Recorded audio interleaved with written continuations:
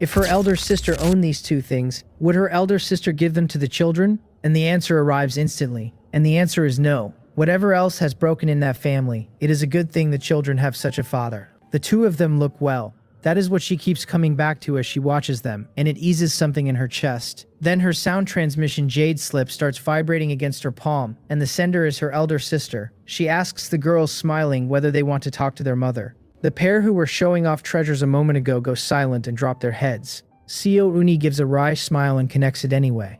Seo Shengyoung asks how far she has gotten, and whether she ran into any danger. Seo Uni reports that she has already arrived where they live, and that both children are doing quite well. Her sister says that was fast, and after a pause asks whether they are nearby. Seo Uni says they are, and asks whether there is anything her sister wants to say to them. The silence runs a beat too long before Seo Changyong asks her to find out whether the two of them want to talk. The slip has been open the whole time, so both girls have heard every word, and both of them are still studying the floor. Seo Uni tells her sister they do not seem to have anything to say. Seo Changyong lets that sit, then breathes in, and the voice coming out of the jade slip changes. It becomes Yukjongran's, asking whether his elder sister and younger sister are there. Jaehyun lets out a low hum, which is enough for him to lock on, and he asks how it is over there. She ignores him completely, because she is more disappointed in this brother of hers than she has words for. He asks her to say something, and she says nothing. He switches targets and tells Myo that second brother misses her, and Myo turns her head away with the whole force of a 5-year-old. Seo Uni is embarrassed on her nephew's behalf and tells him she will close the transmission if there is nothing else. He begs her not to hang up, then raises his voice for his sister's benefit and announces that he has broken through 3 layers of cultivation in the past 2 days. Seo Uni keeps her opinion behind her teeth. 3 layers. When the girl he is crowing at broke a major realm. Jaehyun cannot hold it either, and her voice drops into something dangerous as she asks whether 3 layers is supposed to be impressive. She informs him that a younger brother is still a younger brother, that she has just broken through a major realm, and that daddy gave her a divine weapon countless times stronger than his. She repeats the countless part in case it did not land. He tells her to keep bragging and says she must be very unconvinced at having been surpassed. She calls him ignorant, says she is done talking to him, and tells him to go ask his aunt himself. Jongbran asks his aunt whether his elder sister is bragging, and behind the question is a boy who has waited far too long for the one afternoon where he is ahead. Break through a major realm, a divine weapon countless times stronger. He has been holding on to this moment for a long while, and it is being taken away from him in real time. Seo Uni answers helplessly that his elder sister has never bragged in her life, and that all of it is true. Nobody on either end of the transmission has anything to add. Seo Changyong has been listening beside her son the whole time. She perked up at her eldest daughter's voice, then heard what that daughter said, and concluded the girl has learned to lie. Now her own younger sister is confirming it, which means her own younger sister has learned to lie too, and she frowns hard enough to hurt. She wonders whether the demonic realm really teaches bad habits that fast. Breaking a major realm in 2 days is not possible. A weapon countless times stronger than her son's treasured saber is less possible still, since even a top-grade 10th tier treasure artifact is not countless times anything. Jongbran declares that his aunt can go ahead and help his sister lie to him, that he is not speaking to either of them, and shoves the jade slip back at his mother. So Chongyang thinks about it and chooses not to expose her younger sister in front of the boy. She tells her to be careful over there, and the two of them close the transmission at the same moment. Jongbran turns to his mother and reports, wounded, that his elder sister has actually learned how to lie.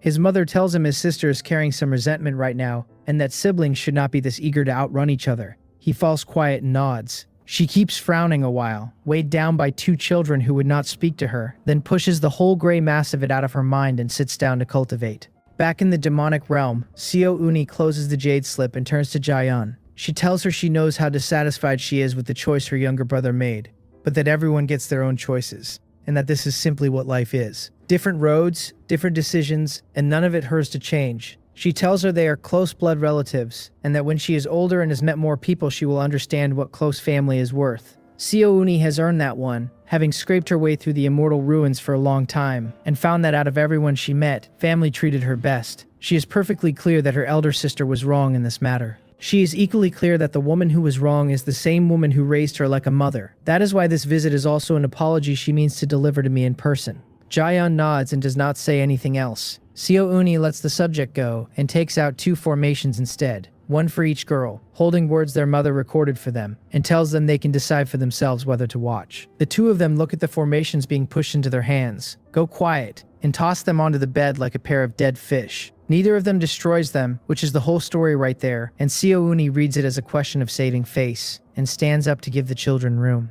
Neither girl follows her out. That confirms it, and she shakes her head smiling at how thoroughly both of them take after their mother, and the one trait nobody in that family needed doubled. Out in the courtyard, she catches Ha Hong and me stepping from another room, and she asks whether she can speak with me alone. I think about it and nod, and walk out past the gate with her following. Behind us, Snow Qianbi narrows her eyes at the two of us leaving and turns to So Qiangui. She wants to know why a woman whose elder sister already divorced me still calls me brother-in-law. She also wonders aloud how it looks for a man and a woman to go off and talk alone. So Qiangui says there is 100 days of grace for a single day of marriage, and a teacher for 1 day is a father for life. A woman who has called me brother-in-law for 1,000 years will not stop overnight. Snow Qianbi asks him, in a low and unfriendly voice, exactly whose side he is speaking on. He decides that anything else he says will only make his day worse, and shuts his mouth. The courtyard is green and quiet, and we stop under the stone pavilion. Looking at my former sister-in-law, I already know roughly what is coming, and a moment later it comes. Seo Uni bends at the waist in a full apologetic bow and says she is apologizing to me on her sister's behalf. I sigh and tell her to get up, since it is not as though she did anything wrong. She has always been kind, and in all the years I have known her, the thing I have heard from her most often is an apology. Almost none of them were ever for herself. Whenever Seo Heunu opened his mouth to say something ugly about me, it was his sister who smiled wryly and made it right. She stays down there and tells me I know her sister's temperament perfectly well. She was raised by that woman and understands her hunger for strength better than anyone alive, and she never expected it to arrive at this. She never expected her sister to be able to give up everything she already had. Since she will not straighten up on her own, I step in, take her by the shoulders and haul her upright. I tell her to stop, because there is no turning back from where things have landed, and because her apology is useless when none of this has anything to do with her. I tell her she is a good girl who is sometimes far too good. After that, I run out of things to say to her. I do not want anybody's apology. My 2 children are still here, so my family did not break all the way through, and that is the only accounting that interests me. Seo Uni lowers her head and carries the weight of her whole family having wronged me, which is exactly the sort of thing she would do. I ask her whether that was the matter she wanted to raise, and suggest we go back inside if it was. She smiles wryly and tells me she also wants to apologize on behalf of Yuk Jongran and her younger brother, this girl. Somewhere in her bones there is an organ that produces apologies the way a liver produces bile. I tell her that is fine, and that if she wants to apologize she should show a little sincerity, or make some kind of gesture. I am amusing myself now. She nods with total seriousness and asks what she should do to have the apology accepted, which is when I understand how stubborn she really is. So I tell her that starting today she stays right here and does not go back, and ask whether she can manage that. It is a joke designed to scare her off the subject. Instead, her face twists up with conflict, and after a moment of grinding her teeth, she asks whether she may go home first to say goodbye properly. I put a hand over my forehead. I tell her I will stop teasing her, that I accept the apology, that she can stop talking now, and that I genuinely do not know what to say to a person like her. Then I walk back toward the house, and behind me she knits those delicate brows and trots to catch up. Inside, the atmosphere has gone strange in my absence. Ha Hong is holding Mio Mio and her little pink armor in one hand, and Jia Yun's divine weapon in the other. His eyes are stretched wide like a man looking at the woman of his dreams, and he keeps calling it incredible. He hurries over calling me Yuk Chonggon, and asks whether all of these are my treasures. I nod. He wants to know how a man comes to own peerless divine weapons like these, and where on earth they came from. He has never seen artifact refining strength of this order. Then he gets to the part that actually bothers him. The reason these two could be forged is not only that the refiner's attainment crushes his own, it is the materials. He demands to know whether the Azure Cloud continent can even produce such metal, because he has never laid eyes on it. He looks like a fanatic mid-Sarman, red light coming off his eyes. So I tell him the truth, that the fellow who refined these two stands far above him. I offer to introduce them later so Ha Hong can ask for guidance, or simply have the old man take him on. I have already worked out the shape of it. Both treasures went to my daughters, and I am currently without a decent weapon of my own, and Ha Hong needs an artifact refining room built here regardless. The old man can come build it with his own hands, and while he is standing over the forge he can hammer something out for me. Ha Hong is overjoyed, and asks whether an artifact refining expert of that caliber would really let him study at his side. I tell him calmly that if the man refuses, I will beat him until he agrees, and that this is a trivial matter. Ha Hong makes a strangled noise and suggests that beating him is perhaps not the ideal approach. He adds that anyone capable of refining such treasures must be extraordinary, at least the peak of the Great Emperor realm, and asks whether I am sure I can beat him. he is not underestimating me. He simply knows that artifact refiners are never weak. Every one of them is a rough, thick-armed man who fights with his own heavy hammer and who treats an enemy the way he treats iron. So Changwei smiles and tells fellow Taoist Ha that he has no idea how strong this friend of his is, and that he should simply trust him. In the entire demonic realm, nobody dares disobey my words, and anyone who tries gets beaten. The room goes silent on that line. Nobody in the entire demonic realm dares disobey. Otherwise, they all get beaten. Ha Hong and So Uni look at each other and quietly decide that So Changwei was exaggerating. A peek of the Great Emperor Realm powerhouse is impressive, but not that. What he probably means, they conclude, is that this top refiner and I are close enough to insult each other daily like brothers, and the phrasing is just how he describes the friendship. I let them have it. Ha Hong laughs and says nothing could be better, and that he will study under this expert sincerely, because he can genuinely feel techniques inside these two treasures that he has never mastered. Coming to the demonic realm was the best decision of his life, and he says so twice. Since the plan is settled, I tell them I will take the opportunity to make a trip to the Skyfall Demon Cave and bring back good materials. I add that anyone here still short of the Great Emperor Realm should come along, since there is a place inside that cleanses the physique and makes that climb easier later. The materials for those two treasures came out of the Skyfall Demon Cave. Getting that batch nearly cost me my life at the time, and now, at my current strength, it will be nothing. If it turns out to be difficult, I will simply draw a little more cultivation out of my sea of consciousness. That place will also do more for my two daughters than a year of quiet practice ever could. Seo Uni has not made her breakthrough to the Great Emperor Realm yet either, so she can come. The moment I name the place, so Changwei and Snow Qianbi both swallow hard. The pair of them collected a great many setbacks in that hole, and very nearly left their lives in it. Neither one volunteers. Just as well. I never intended to bring them. Taking those two along would only manufacture problems, since at the deepest part, without my protection, both of them would slide straight into danger. Instead, I tell So Chengui that he should still have Wang Danson's sound transmission mark. He is to send word asking the man to come here and build an artifact refining room, with refining work to follow. My own sound transmission treasure from the demon race side sat in magma far too long. It is half ruined, and a good number of people I used to reach are simply gone from it. So Chengui nods. I tell the two of them to take good care of my friends and say I will be right back. Then I turn to the others and tell them to come with me. It is not only Seo Uni and my daughters, because Sun Minja comes too, since anyone still standing below the Great Emperor Realm can be tempered down there. I gather the four of them and set off without ceremony. The moment I am gone, So Changui takes out a sound transmission jade slip, and from what I am told afterward, the conversation goes about as well as his conversations usually do. He opens by saying it is him again, and Wang Danson answers that this is wonderful, and says goodbye. So Changwei tells him to wait, that he is looking for him about something, then corrects himself and says somebody else is looking for him about something. Wang Danson asks who. So Chigui tells him it is the very person he was asking after last time, the one whose whereabouts he wanted. The man has returned, and he should come at once, because there is a room to build and refining to be done. Wang Dansan asks whether he is being tricked again, and reminds him that last time he also claimed the man had returned and lured him over so he would refine weapons for free.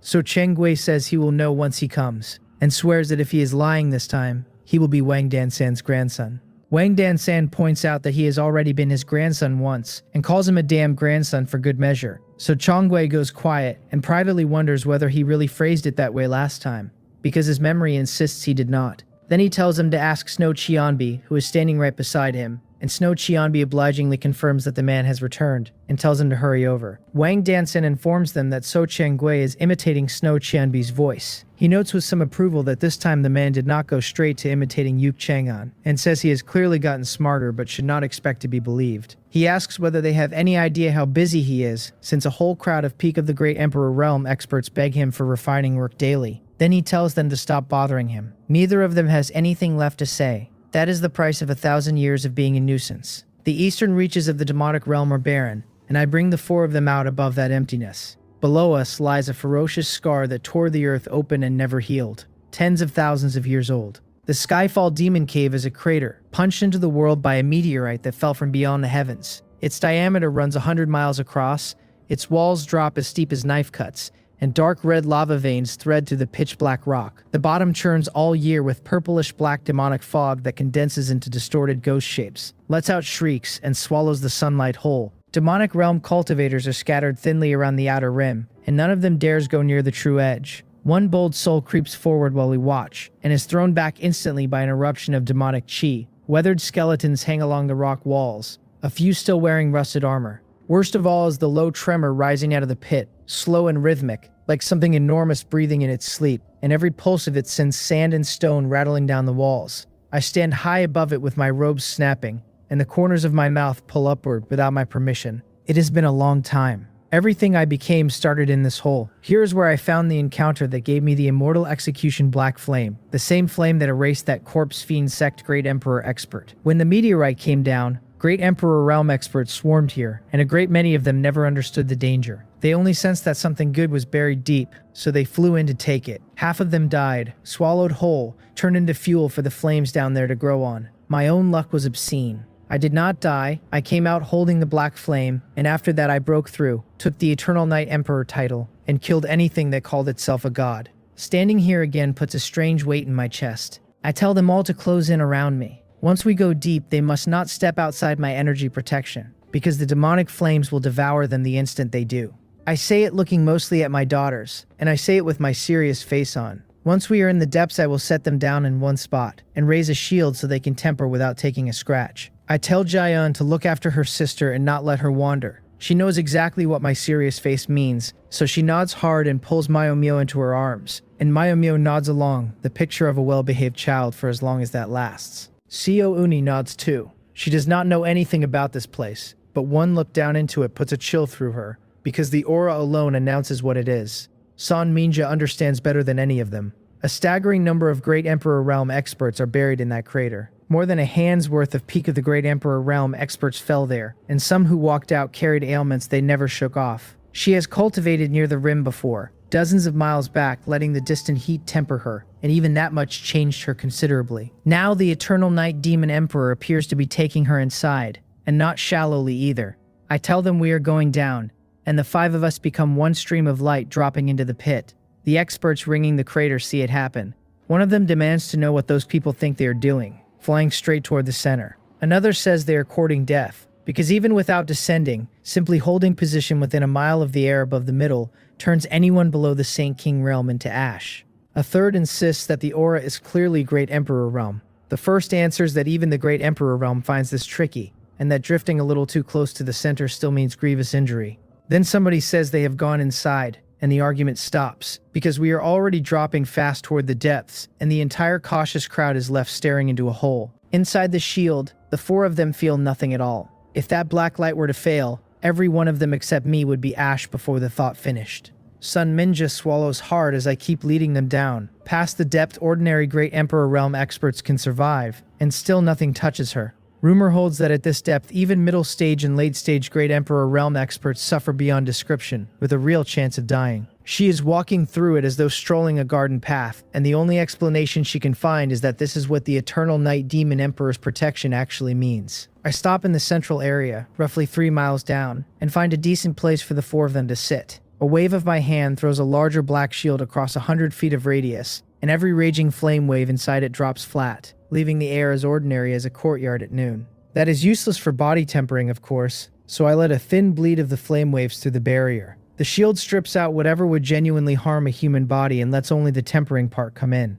Then I explain the arrangement, because these four need to understand it before I go anywhere. I tell them I have divided the space into 3 domains. The absolute center, where they are standing, does nothing at all, and they can rest there. About 10 feet further out is the second domain, where their bodies will burn hard enough to be miserable without being harmed. That misery is the tempering, and enduring it pays out in strength, and sometimes in insight. Beyond that, as long as they do not leave the black shield, they remain safe, only with a harsher effect. I ask whether they have it. All 4 nod, and even Mayomyo has followed every word of it. I tell them to try. Rather than leaving, I stand off to one side to watch. The 3 of them walk out, and at 10 feet the burning hits, and every one of them breaks into sweat that runs down in streams. Mayomyo announces urgently that it is so hot. I remind her what Daddy told her, that a person has to eat the bitterest bitterness to stand above other people, and that if she cannot endure this much, she will never outgrow anybody. She declares that Meow Meow can endure hardship and sets her small jaw and endures with everything she has. Seo Uni is far above the children in cultivation, so the second domain barely inconveniences her, and she keeps walking. At the next boundary, a terrifying wave of chi sweeps across her, and she stops cold, wretchedly uncomfortable, though nothing about it threatens her life. She holds there for a while, and then her eyes go wide, because her body has begun pushing out impurities in a rush. At the same moment, cultivation problems and formation problems she has failed to crack for years start quietly opening for her. All four of them have understood me, which is a relief. I repeat the one rule that matters, which is that they must not step outside the black shield. If anyone shows up nearby, they need not pay attention, because no matter how strong that person is, nothing gets in. Then I look at my daughters and tell them Daddy has business to attend to and may be gone a while, and that they should train properly here and wait for him. Jaeyeon nods seriously through gritted teeth. Mio Mio announces that Mio Miao will wait for Daddy to come back. I smile at the pair of them, turn, and fly out of the shield toward the deeper dark. Where I left them is only mildly dangerous by the standards of this place, a depth most experts past the Great Emperor Realm late stage can reach if they are careful. The materials I want sit far below that, in a region at the very bottom. Before my breakthrough to the Great Emperor Realm, using every trick I had, the deepest I ever managed was 20 miles. The Skyfall Demon Cave is not 20 miles deep. Nobody knows what number belongs at the end of that sentence, because nobody has ever been down there to look, and I intend to be the first. If the bottom holds enough artifact refining material, I can forge more than one thing. Armor for my eldest daughter to match the sword, a divine weapon for my youngest to match the armor. And then, standing there doing sums, I think about my son. He chose to follow his mother, and he is still my son, so if there is material left over, he gets armor too. I turn into a streak of black light and go down faster. 10 miles into the pit, two men are having the worst afternoon of their lives, and I do not slow down for them. Both are soaked through with sweat, inching downward at a pace that looks like wading through honey. Both are hung with treasures and formations and great rolling banks of demonic chi. They are descending on almost exactly the same horizontal line. Both stand at the Great Emperor Realm peak, and both would rather die than be the lower of the two. The one in black robes plants a foot, turns his head, and informs the one in white robes that he is a step ahead again and cannot be beaten. The one in white robes has black smoke rising off the crown of his head and tells him to wait, because that step is coming. Then he takes it, and the line is level again.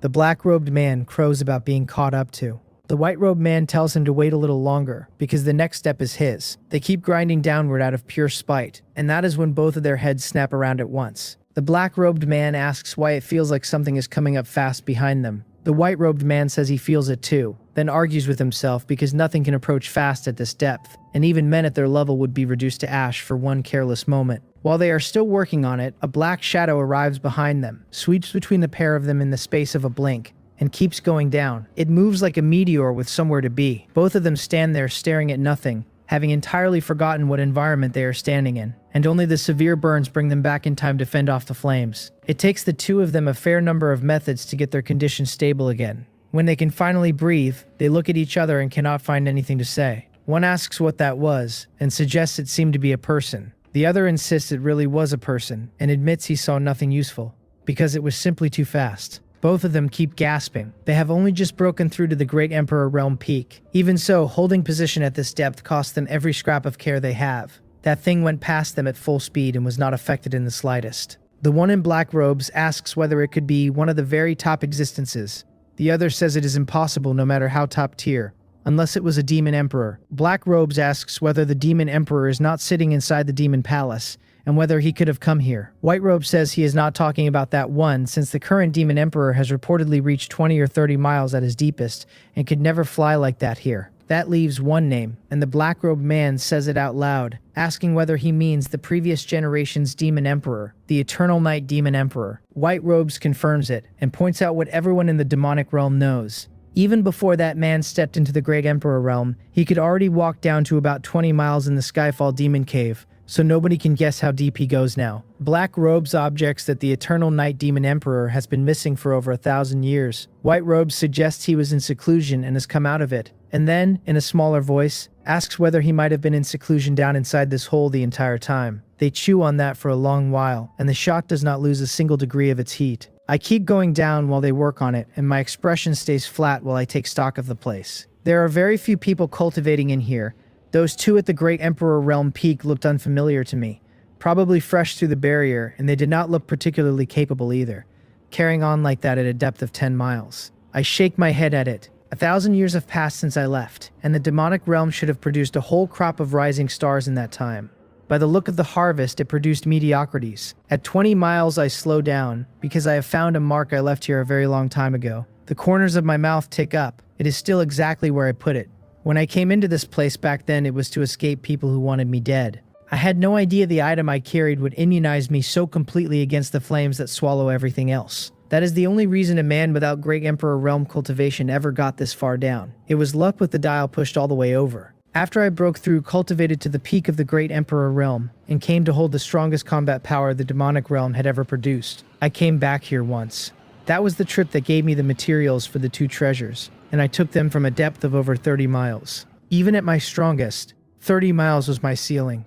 Now I am carrying twice that cultivation, which ought to be enough to walk me all the way to the bottom of this thing. If it is not, I will simply pull out more. 3 times, 4 times, 5 times, and as long as the world holds together under me, I will keep drawing until the bottom of the Skyfall Demon Cave is under my feet. By any sensible reckoning, there should be a solid quantity of meteorite divine gold waiting at the deepest point. I want more than double what I took last time. I look at the old mark for one more moment, leave it where it is, and drop again into a streak of black light. 5 miles pass in almost no time. Then my speed falls off, because there is a person ahead of me, which should not be possible at this depth. I find the reason quickly enough, and the reason is a formation. Whoever is standing down there has an attainment in formations that genuinely impresses me, and more interesting than that, it is not the old fellow I know. Perhaps this is a peak of the Great Emperor Realm powerhouse, who rose in the last 1,000-odd years. I do not recognize the figure at all. After I became the Eternal Night Demon Emperor and finished killing everyone who needed killing, I sealed myself away for a breakthrough that ran about 10,000 years.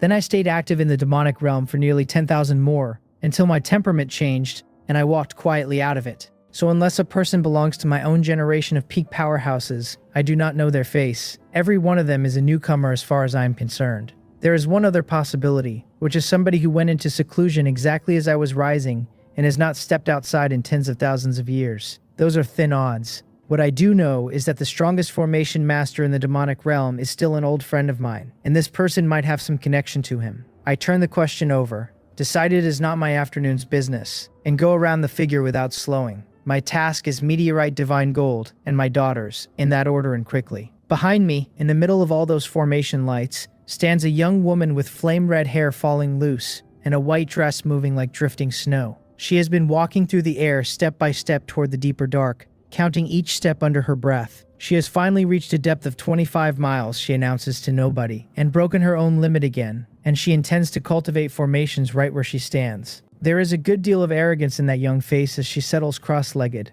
Thousands of formation patterns pour around her, gold light and silver radiance braiding into a net like a river of stars dropped into the mortal world. Her fingertips tap, and the runes scatter and flutter like butterflies, every streak of that light heavy enough to split a mountain. She is enjoying herself thoroughly when a streak of black light goes past her side. She snaps her gaze forward. With that many formations wrapped around her, she never noticed anything coming up from behind, and the first she knew of it was the thing crossing her field of vision. Her first conclusion is that it was a person, and her second is that a person is impossible. She locks onto the back of the figure, and in the space of a blink he is gone off the edge of her vision. The flame waves down here shut sight off at a fixed distance. It really was a person. At this depth, nobody can fly downward like that. She reached 25 miles purely on the strength of her formation Tao, and if she had leaned on her cultivation alone, she would have stalled short of 20 miles long ago. That man had nothing on him but a shallow skin of demonic chi. No formations, no treasures, no protection worth the name. She wants to chase him and find out what she just saw,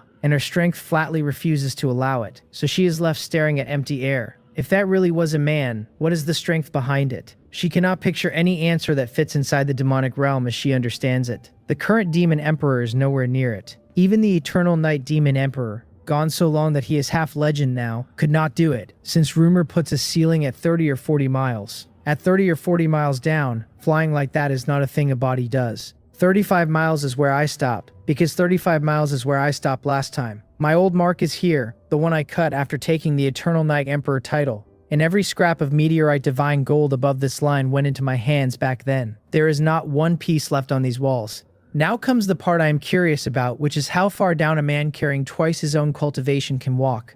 I stop hurrying, I stop drawing on anything extra, and I let myself sink at an ordinary, unhurried pace. The pit narrows as I go. The space around me is no wider than a ball court now, and the abyss below still opens like the mouth of some enormous animal that has decided not to close it. Further down it will keep shrinking until the deepest point is nothing but a hole, and a hole like that should be holding a great deal of meteorite divine gold.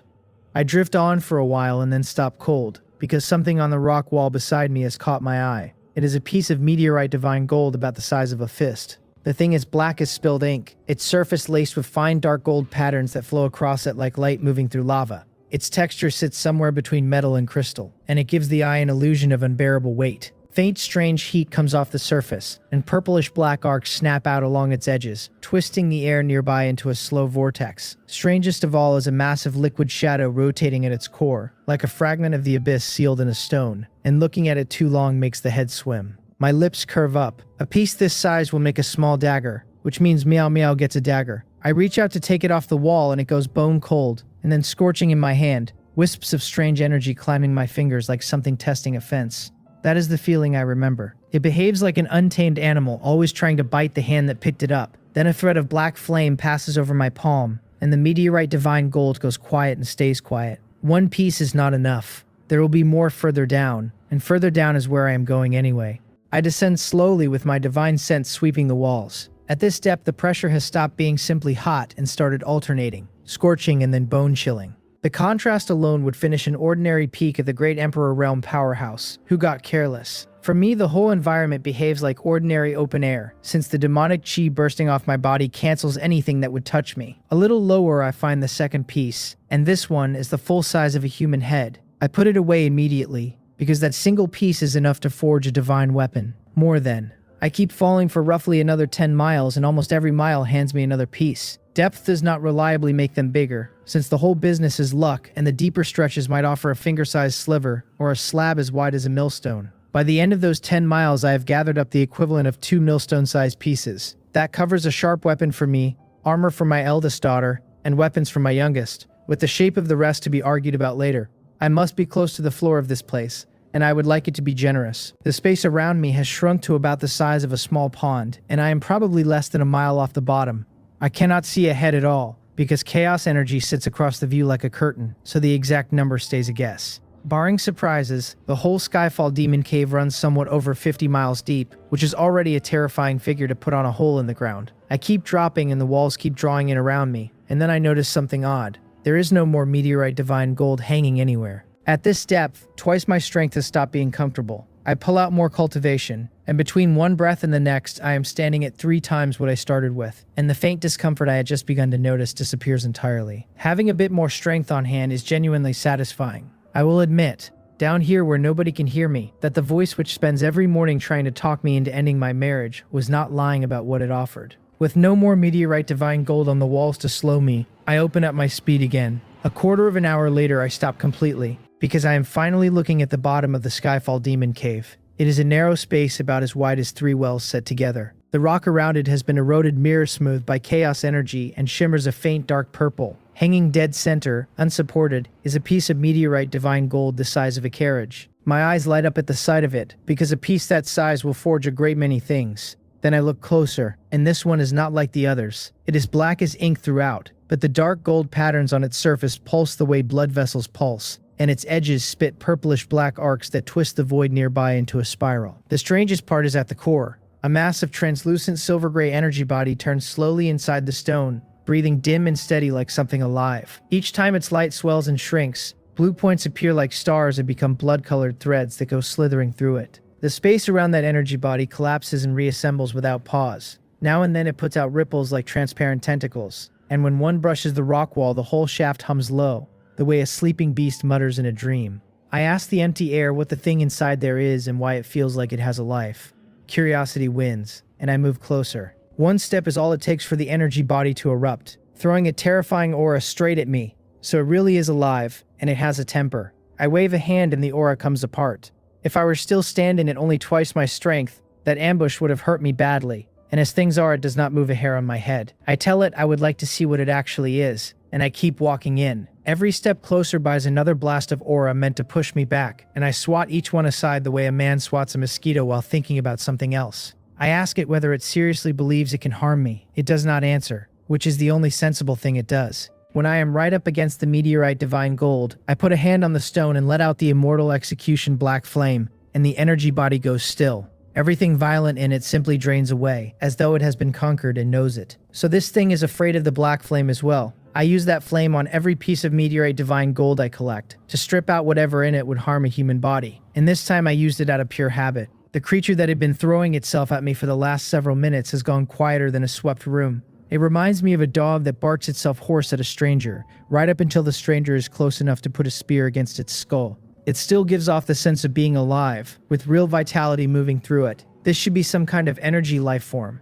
and I have never encountered one. That is worth noticing, since I am supposed to be the man who has seen everything the demonic realm has to show, and I do not even know what to call this. Then again, the meteorite divine gold fell here from beyond the heavens, so there is no reason for the Azure Cloud continent to have a record of what came down inside it. I do not recognize it, but somebody might, so it goes home with me. I tell it that since it has quieted down, it can come out.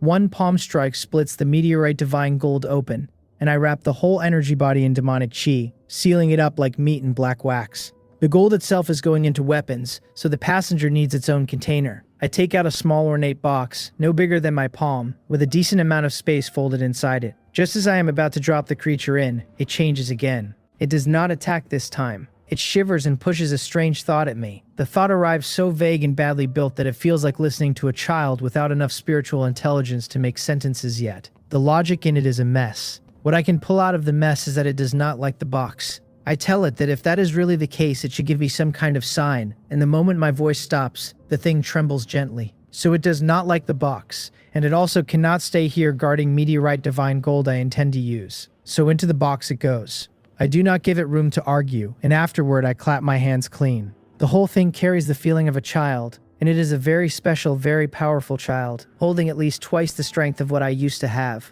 If it truly is a life form and truly is only a child, then that number is a problem. It could kill a great Emperor Realm peak expert on the spot without effort. That is the infant version of it, which raises the question of what happens when it grows up. I will take it home and study it properly. Nothing about it worries me, since I am still carrying 1,000,000 times my own cultivation, and no matter how strong the thing gets, it does not get stronger than that. I put the meteorite divine gold away, take a last look around the bottom of the cave, sweep it once with my divine sense, and confirm I have missed nothing worth having. Then I go up, because it is past time to see how the children are doing with their tempering. As I rise, more than 20 miles above me, the red-haired woman watches every formation around her shatter at once. She sighs and admits to herself that she cannot hold this depth any longer, since her state of mind has slipped and she needs to leave, rest outside, and come back down another day. That man crossing her vision did it to her. Something in her settled understanding of the world came loose when he went past, and she has been useless ever since. She takes one long look into the dark below, sees nobody coming back up out of it, and turns her formations upward. She does not climb slowly, and the pressure eases off her the higher she gets. Somewhere near 3 miles down, she stops without meaning to. Her gaze cuts toward a corner of the shaft, and what she is looking at is a black light shield. Inside it, my daughters have done exactly as they were told. Mayomio has the weakest cultivation, so she has parked herself about 10 feet out from the center, and her small face is deeply unhappy, and her clothes are soaked through with sweat. She is still tempering, seriously, without being told twice. Jayan and Sun Minja have gone further out than that. Seo Uni has gone all the way out, sitting cross-legged almost against the light screen itself. And she is not only tempering her physique out there, she is cultivating formations at the same time. The trip has paid her back at a rate she never expected. Her physique has been tempered clean through until it is nearly translucent, and every step of cultivation ahead of her will run smoother with fewer bottlenecks in the road. What matters more is that she has awakened a physique, and it is a physique tied to formations. The deeper her comprehension of the Tao of formations runs, the stronger it becomes, and at this moment, her whole body is throwing off light that belongs to that Tao. This is the innate array body. The red-haired woman looks at the black shield and cannot help wondering what it is, and how people with cultivation that thin can sit inside a place like this without dying. Then her gaze changes shape entirely. She asks the empty air whether this young woman is really carrying the innate array body, and the light coming off Seo Uni answers for her. She is overjoyed. Her own formation Tao talent is as high as talent goes, and even she does not have the innate array body. Yet here is a woman who has not even reached the Great Emperor realm wearing it like a coat. Anyone born with that physique learns formations as easily as drinking water. Every formation master alive dreams about it. She looks again at the black shield and decides it must be a formation she has never encountered. That would make it this young woman's own work, and it would make the aptitude in front of her the answer to a problem she has carried for years. If she can take this one as a disciple, her legacy finally has somewhere to go. She has been hunting the whole demonic realm for a disciple worth the name and coming back empty-handed every time. And now a cultivation trip has handed her one. She flies toward the shield, and inside it, 4 people notice her coming and go still. The red-haired woman's full name is Na Dan Hong, and the moment she closes on the black shield, she catches something that stops her. The cultivation aura on the woman inside is spiritual chi from the immortal ruins. Seo Uni realizes it a heartbeat too late and packs the aura away, and the packing away is worthless. The two of them look at each other through the barrier with nothing to say. Seo Uni can feel the peak of the great emperor realm coming off the stranger, and at that strength, crushing 4 people flat would cost no effort at all. She spends a moment wondering what her brother-in-law's shield is really worth. She should never have cultivated formations out here, and she knows it. Given what stands between the immortal ruins and the demonic realm, being noticed is the same as being punished. She is also the only person inside the shield who is worried. Jaeyeon and Myomyo and Sun Minja wear the calm faces of people watching weather through a window, and Na Danhong's approach does not move them at all. Every one of them is holding the same sentence I left behind. As long as they do not step outside this light, nothing can touch them. Na Danhong asks whether she is from the immortal ruins, and her brows pull tight on the question. Aptitude worth handing a legacy to is rare, and this one had to be born on the wrong side of the world. She has already read the answer off the woman's aura and asks anyway. Seo Uni takes a breath and says nothing, because stalling is the only tool she currently owns. If the question was asked out loud, perhaps the answer is not certain yet. Na Danhong frowns harder and asks whether the woman is capable of speech. Seo Uni keeps her silence. Na Danhong tries another angle and asks whether there has been some misunderstanding, saying she has no intention of doing anyone harm. A mild smile settles onto her face as a signal not to worry. Seo Uni is briefly thrown by it, then remembers that the woman was scowling 1 breath ago, which makes the smile a decision rather than a promise.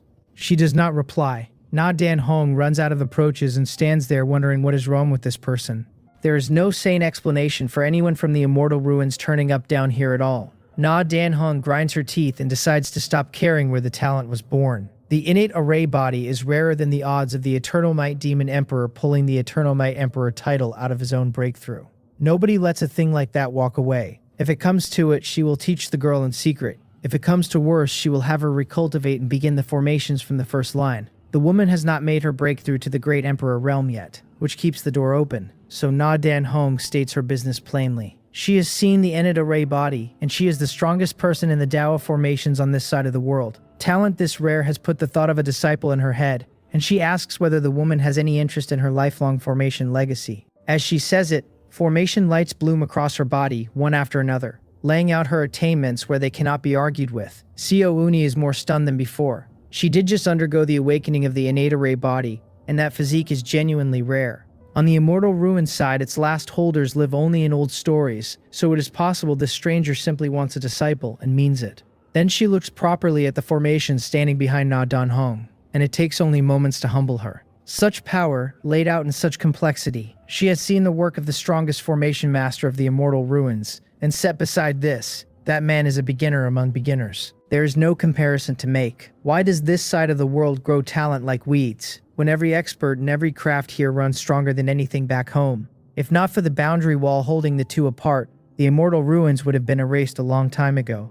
She asks timidly whether Na Danhong really intends to take her as a disciple. She is tempted and does not bother hiding it, because with attainments like those, she could learn more in a year than she has in a century. Na Danhong answers that she has confirmed where the woman comes from, and that it changes how she would be taught. The terms follow immediately. Cripple this body of cultivation, recultivate a demonic realm cultivation technique, and the lifelong legacy is hers. Seo Uni's expression goes ugly at the word recultivate. She has ground her way up to this realm across a very long life, and the Great Emperor realm is no longer far away. Jaeyeon calls out sharply and tells her aunt not to do it. Her reason is that her own father converted her cultivation this very week, which means he can almost certainly do the same here. If Seo Uni destroys everything she built, nobody knows how many years it takes to climb back. Seo Uni turns and asks her by sound transmission whether she has spotted some problem. Jaeyeon tells her only that it is better to wait for her dad. She does not lay the whole thing out, in case her father turns out unable to do it after all.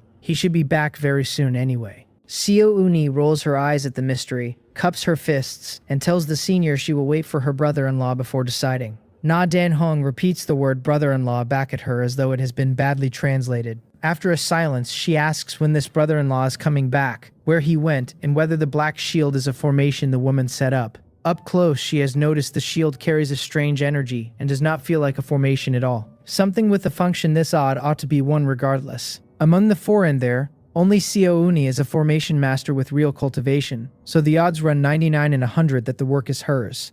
Uni says her brother-in-law went out on some matters and should return very soon. She is not at all sure this woman is a good person, and explaining where I went is out of the question. So she leaves the sentence there. Na Dan Hong asks again whether the shield is her formation and what it is called. Uni shakes her head and says it is her brother-in-law's method. That surprises Na Dan Hong, who asks whether the brother-in-law is a formation master too. She has never seen anything this bizarre, and whatever the strongest formation master of the demonic realm has never seen is rare, beyond describing. Uni says he probably is not one. She has no idea how many things that man has been keeping to himself, and he may well be a formation master too, but she cannot swear to anything about him anymore. Na Dan Hong frowns again, and then curiosity does what curiosity does. She reaches out to touch the black light shield because any formation can be studied and eventually cracked, and she has nothing but time. Her finger lands on the surface. The next instant, her eyes go wide and she is shouting for her formations to rise. Light floods off her body in layers. The contact sent a coercive pressure surging back up her arm, aggressive and meaning harm. She throws up defenses as fast as a human being can. 10 top-tier 10th grade absolute defense formations stacked one behind another, and the first 9 come apart like paper in a fire. The 10th holds. She stands staring at the wreckage of 9 formations that a single wisp of pressure erased, and something inside her quietly stops trusting itself. Na Dan Hong keeps checking. She half believes it was an illusion, and no matter how often she goes back over it, the formations were genuinely blown apart inside one breath. She asks Uni, wide-eyed, whether this is really her brother-in-law's doing. Uni has nothing better than a blank face to offer. As a formation master, she knows how impressive it was to raise 10 defensive formations that fast, and how strong every one of them was. A woman of that caliber turned out to be tissue paper against a trace of energy leaking off her brother-in-law's barrier. 9 of them, broken in a blink. Uni shakes her head at Na Dan Hong, who is wearing the identical expression back at her, then asks the senior what exactly she did just now. A small, suspicious part of her wonders whether the woman staged the performance and broke her own formations, since a mere brush against leaking energy should not carry that kind of power. Those 9 together could match the full-strength defense of a peak of the Great Emperor Realm expert, which means such an expert would be obliterated for touching this thing. Na Dan Hong is even more lost than she is and says she did nothing at all, and that the light shield attacked her.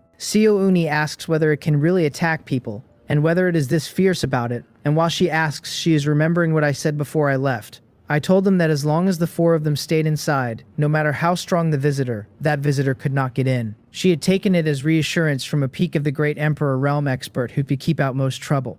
Now she is looking at the possibility that he was stating a fact. Not even the strongest peak of the Great Emperor Realm expert can get in. The corners of her mouth tremble. And what surfaces is So Chengwei back at the courtyard, saying nobody in the entire demonic realm dares disobey. She wonders whether her brother-in-law is an invincible existence over here, a man who has hidden himself that deeply for all these years. She sets the thought aside and suggests, politely, that the senior wait quietly until her brother-in-law comes back. Na Dan Hong does not look like a woman who was acting, and her formation Dao runs far beyond Uni's own. A legacy from her would be a tremendous opportunity. Na Dan Hong thinks about it a long while with her gaze fixed on the shield, and in the end she nods. A small girl behind Uni lights up and announces that Daddy is back. Jia-yun and Uni look where Myomio is pointing and find nothing there. When their eyes swing back to Na Dan Hong, they find me, because I have been standing directly behind her for a little while. A tall man in black with long hair is at her shoulder, and every warning system she owns has stayed silent. Then 3 voices call out at once, one saying Daddy, one saying Dad, one saying brother-in-law. Na Dan Hong freezes solid, because none of those words belong to her, and the only way they make sense is if somebody is behind her, which is impossible. She stands at the peak of the Great Emperor Realm and carries formation early warning arrays that nothing worth worrying about can slip past. Before she can arrange her face, a low male voice behind her asks who she is, and she nearly comes out of her skin. She spins with everything she has, formation light blazing into a frantic shell around her, the ultimate defense deployed on reflex. Then she sees me, senses no killing intent, and lets the breath out of her chest. She stares a moment longer, and her expression changes shape, because this figure looks a great deal like the one that went past her in the dark. She turns back toward the black shield, and every piece of it lands at once like current through the brain. She swallows hard. When did the demonic realm acquire a man like this? I ask her again, coldly, who she is. By now I have noticed the barrier I set up here was tampered with, and it is not hard to work out by whom. I saw this woman on the way down, and her formation strength is high, and if she had raised a hand against my people there would be no reason to leave her breathing. What stops me is that there is no hostility on her at all. The second thing is that formation strength like hers might trace back to an old friend of mine, which would make her his disciple. She tells me her name is Na Dan Hong. She has no idea why she answered, only that under my gaze her soul started trembling, the way a small animal trembles when a primordial vicious beast looks at it. The name comes out before she chooses to give it. I ask what she did to the demonic chi protective barrier I set up here, and whether she meant to destroy it. That lands strangely on her. A demonic chi protective barrier is a beginner's spell, and beginner spells do not erase 9th grade absolute defense formations. The sentence only works if the man who cast it is far past anything she has language for. She swallows again, adds it to what she saw in the depths, and answers quickly that she did nothing of the sort. She was only curious about the thing and touched it gently, and I am welcome to ask the people inside. Somewhere in the middle of that answer, her tone turns respectful without her permission. I look at my daughters, and Jaeyun gives me a small nod, so I take the oppressive chi back off the air. With this much cultivation drawn out, the pressure alone could knock a weaker person unconscious. I ask whether the woman said anything to the two of them, walking past Na Dan Hong entirely as I say it. Seo Uni says hastily that the conversation was mostly with her, so I turn and ask what was said. Seo Uni tells me she awakened an innate array body here not long ago. After seeing it, this senior wants her as a disciple, on the condition that she abolish her immortal ruins cultivation and recultivate the demonic realm's way. I look at Na Dan Hong again with fresh interest. I noticed a new aura on my sister-in-law the moment I came back, and her physique has changed enormously, and an innate array body would pay her for a lifetime. I sensed Na Dan Hong carefully a moment ago and found nothing hostile in her. Her formation Tao is good enough to carry her into the depths of the Skyfall Demon Cave on formations alone, which puts her past my old friend. So I tell Seo Uni there is no need to abolish anything and ask whether she wants this woman as a master. I add that if she does, she probably will not be getting back to the immortal ruins very often. Her choice is her own and I intend to respect it. If she wants a master who can teach her stronger formations, I will convert her cultivation to the demonic realms, which is no trouble from where I stand. She has not made her breakthrough to the Great Emperor realm, so it is simple. Had she already broken through, it would have been a tiny bit troublesome, and only a tiny bit. She says awkwardly that she kind of wants to, and that she cannot stay here forever. When she came, she told her elder sister and her younger brother she would be back soon. If she suddenly announces otherwise, the pair of them will assume something terrible happened and worry over nothing. I tell her that if her sister and brother are the whole obstacle, my advice is to ignore both. Her sister cares about strength above everything, so a message about getting stronger will be approved before it finishes arriving. As for her brother, I leave the sentence unfinished and let her fill it in herself. I have a small selfish reason of my own, which I do not mention. If Seo Uni stays a few more days, my daughters will be happy, and I have become interested in that outcome. Before she and Ha Hong arrived, I could see my girls smiling, and I always suspected those smiles were staged for my benefit. 2 children had grown up enough to protect their father from worry. Since these 2 came, and especially since Seo Uni came, the smiles have looked entirely different. My daughters have been happy from the bottom of their hearts. Seo Uni decides there is something to what I said. She tells me, a little embarrassed, that perhaps she should think it over, since there's no rush to go home. I nod. Na Dan Hong, who is technically the person taking on a disciple here, has been listening to the 2 of us arrange her life and is going quietly bitter about it. She was the one recruiting, and somehow no opening has appeared anywhere in this conversation for her to say a word, so I turn back to her. I ask whether she truly wants this woman as a disciple, and remind her that she should be very clear by now about what my strength is. If she entertains bad intentions toward my sister-in-law, there will be nowhere left to hide in the whole demonic realm, nor anywhere on the Azure Cloud continent. She assures me at speed that she will have no bad intentions, and she is certain I was not bragging, which is correct of her. Since she means it, I make my decision. I tell them I am leaving for Demonfall City and ask whether she is coming or has business elsewhere, in which case she can leave a sound transmission mark. She says she has nothing to do. A wave of my hand puts the black shield away, and my demonic chi wraps Jaeyeon and the others up again. Then something occurs to me before we go, and I ask what her relationship is with Huang Ho, the strongest formation master of the demonic realm, and whether she is his disciple.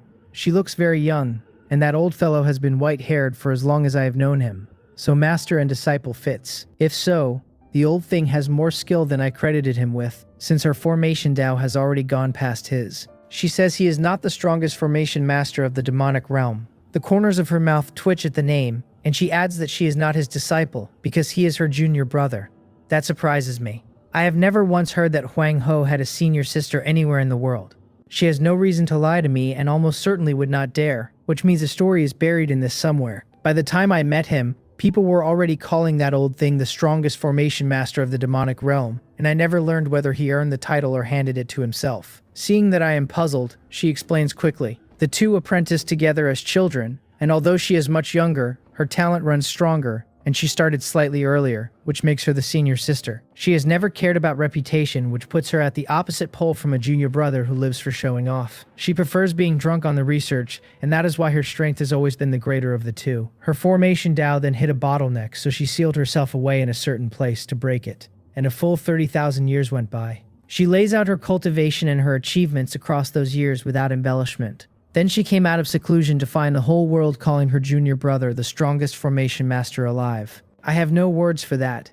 The old thing is shameless in a way that borders on artistry, standing there knowing perfectly well that somebody stronger existed, and telling everyone otherwise year after year. It does suit him. I have met a great many people who love to act cool, and very few of them could ever outpose Huang Ho. Since he is her junior brother, this is convenient, so I tell her to sound transmit him and have him come to Demon Fall City to see me. She asks in surprise whether I know her junior brother. I tell her calmly that our relationship is quite good, and that she may have heard of my moniker. Something goes off behind her eyes and she looks at me in shock, because since she came out of seclusion there has been exactly one thing her junior brother would not stop bragging about. He is good brothers with the Eternal Night Demon Emperor. She turns it over and rejects it, since the Eternal Night Demon Emperor is not supposed to be this strong. Everything she was ever told puts a ceiling on him that this man walked through without noticing. Unless he is simply far stronger than anyone ever rumored. She swallows hard and asks, carefully, whether I could possibly be the Eternal Night Demon Emperor. I nod. Na Dan Hong has nothing left to say for a good while. When she recovers, she repeats the title back at me, then mentions that her junior brother may not be able to come and see me soon.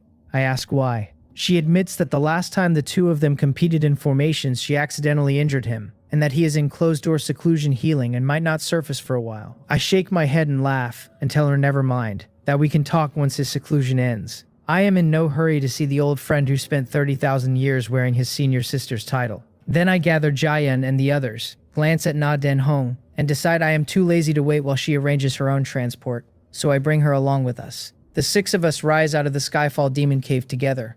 A vibration goes through my body, the void realm ahead collapses. A passage opens, and one step later we are standing above the courtyard in Demon Fall City. Na Dan Hong has followed me the entire way, and watching this last part leaves her stunned all over again, unable to make the word human sit on me any longer. I am still a short flight from the courtyard when the man I sent for arrives, so I get the next hour of it secondhand. A short figure in black robes drops out of the sky with an enormous hammer across his back. He stands half the height of an ordinary man, bald on the crown, ringed with white hair, arms corded like something twice his size. He studies the yard below the way a landlord studies a tenant laid on rent. Snow Cheonbi and the other two come out to meet him, and So Cheonbi lifts into the air grinning. He calls him Old Wang, says it has been a while, and asks how he has been keeping. Wang Dansim looks back with open contempt and warns him that another trick makes him a dead man. Snow Cheonbi does not bother flying up. From the ground, in that flat, cold voice of hers, she says So Chang-gui might well trick him, but a lady like herself would not. Wang Dan-san looks down at her, and she is the whole reason he came. So Cheng-gui can fake a voice but not a history, so over the sound transmission he asked her how many weapons he forged for her in the old days. She gave the exact count without pausing. From everything he knows of Snow Chanbi, the odds of her lying to him are low. He ignores So Cheng-gui entirely, flickers once and lands flat on the ground in front of her. He asks straight out whether the Eternal Might Demon Emperor has really returned, watching her face for any twitch that would give her away. He gets nothing. Her face is a slab of ice from the brow down. She tells him the Emperor has returned, stepped out for a trip, and will be back shortly. He wants Wang Danson to build an artifact refining room for a certain fellow Taoist, and she means to see it done properly. Ha Hong's face opens into a warm smile the moment he sees Wang Danson, and he catches the smaller man's hand in both of his. He introduces himself as an artifact refiner too, says he has seen the weapons Wang Danson forged, and calls them breathtaking. Wang Dansan frowns, pulls his hand free and gives back nothing but his own name. He came here for exactly one reason, and it was never to put up a workshop for a stranger. As far as he is concerned, no refiner in the whole demonic realm is fit to stand beside him. So Chung-Wei pats Ha Hong on the shoulder and tells him not to take it personally, since the old man looks at the whole world as though it owes him money. Ha Hong waves it off, laughing, says he likes people with personality, and invites Wang Danzan inside. He knows how refiners run, all of them stubborn and some outright strange, and in his experience the fouler the temper the better the work. Snow Cheonbi cuts the invitation off flat. She tells Wang Dan-san not to sit at all and to start building right now, because she wants it finished before I get back. She has decided she is going to be a proper wife, the kind who supports her man in everything he touches. So Chung-gui clears his throat and says a single cup of tea is the bare minimum. Privately, he wonders why this woman puts a guest to work the instant he lands. Snow Cheonbi glares hard enough to kill the rest of it in his mouth and tells him he can drink afterward. Wang Danson asks who said he agreed to build anything and whether anyone here understands what he is worth now. The line waiting on his forge runs from the eastern edge of the demonic realm to the western. Commissioning him for a weapon is one thing, but asking him to lay out a workshop is like digging wild vegetables with a priceless sword.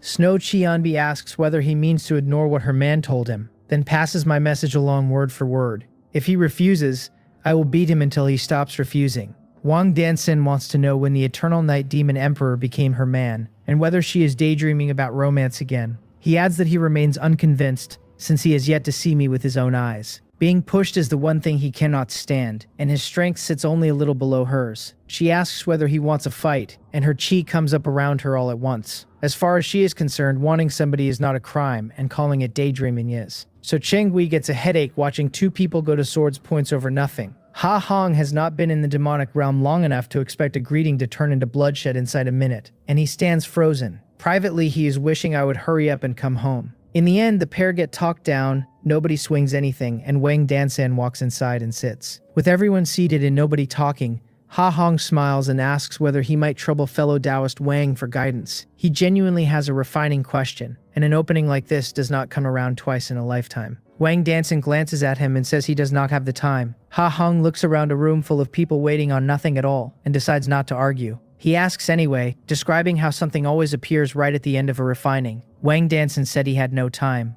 and then he listens to every word. His brows twitch when the question lands, and he buries the reaction fast. He tells Ha Hong that failing to know something so basic is ridiculous. Ha Hong immediately asks him to clear it up then, still smiling.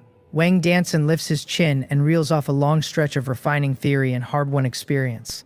He finishes by observing that Ha Hong would not have understood it anyway. Ha Hong sits with his eyes moving fast, silent a long moment, then claps his fist into his palm. He says that is exactly it, thanks Wang Danson for the clarity, and calls him seasoned beyond words. Wang Danson is quietly startled that the man followed any of it, decides his own explanation must have been unusually clear, and raises his chin another fraction. Then Ha Hong says he has another question, and this one confuses him worse.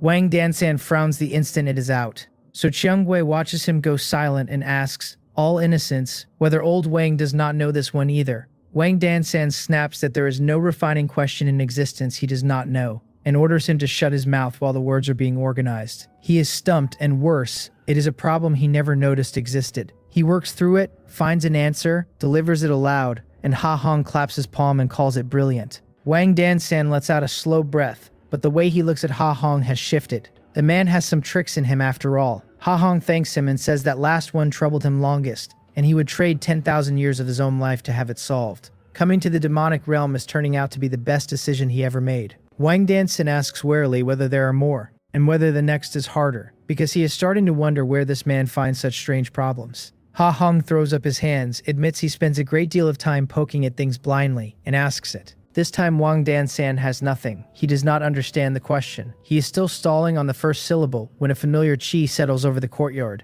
and so Cheng-gui says brightly that we are back. Wang Dansan feels it too, and his eyes light up, because they had not lied to him after all. I really have come home. Wang Danson walks out into the yard with the rest of them and looks up, and it is us, dropping out of the sky.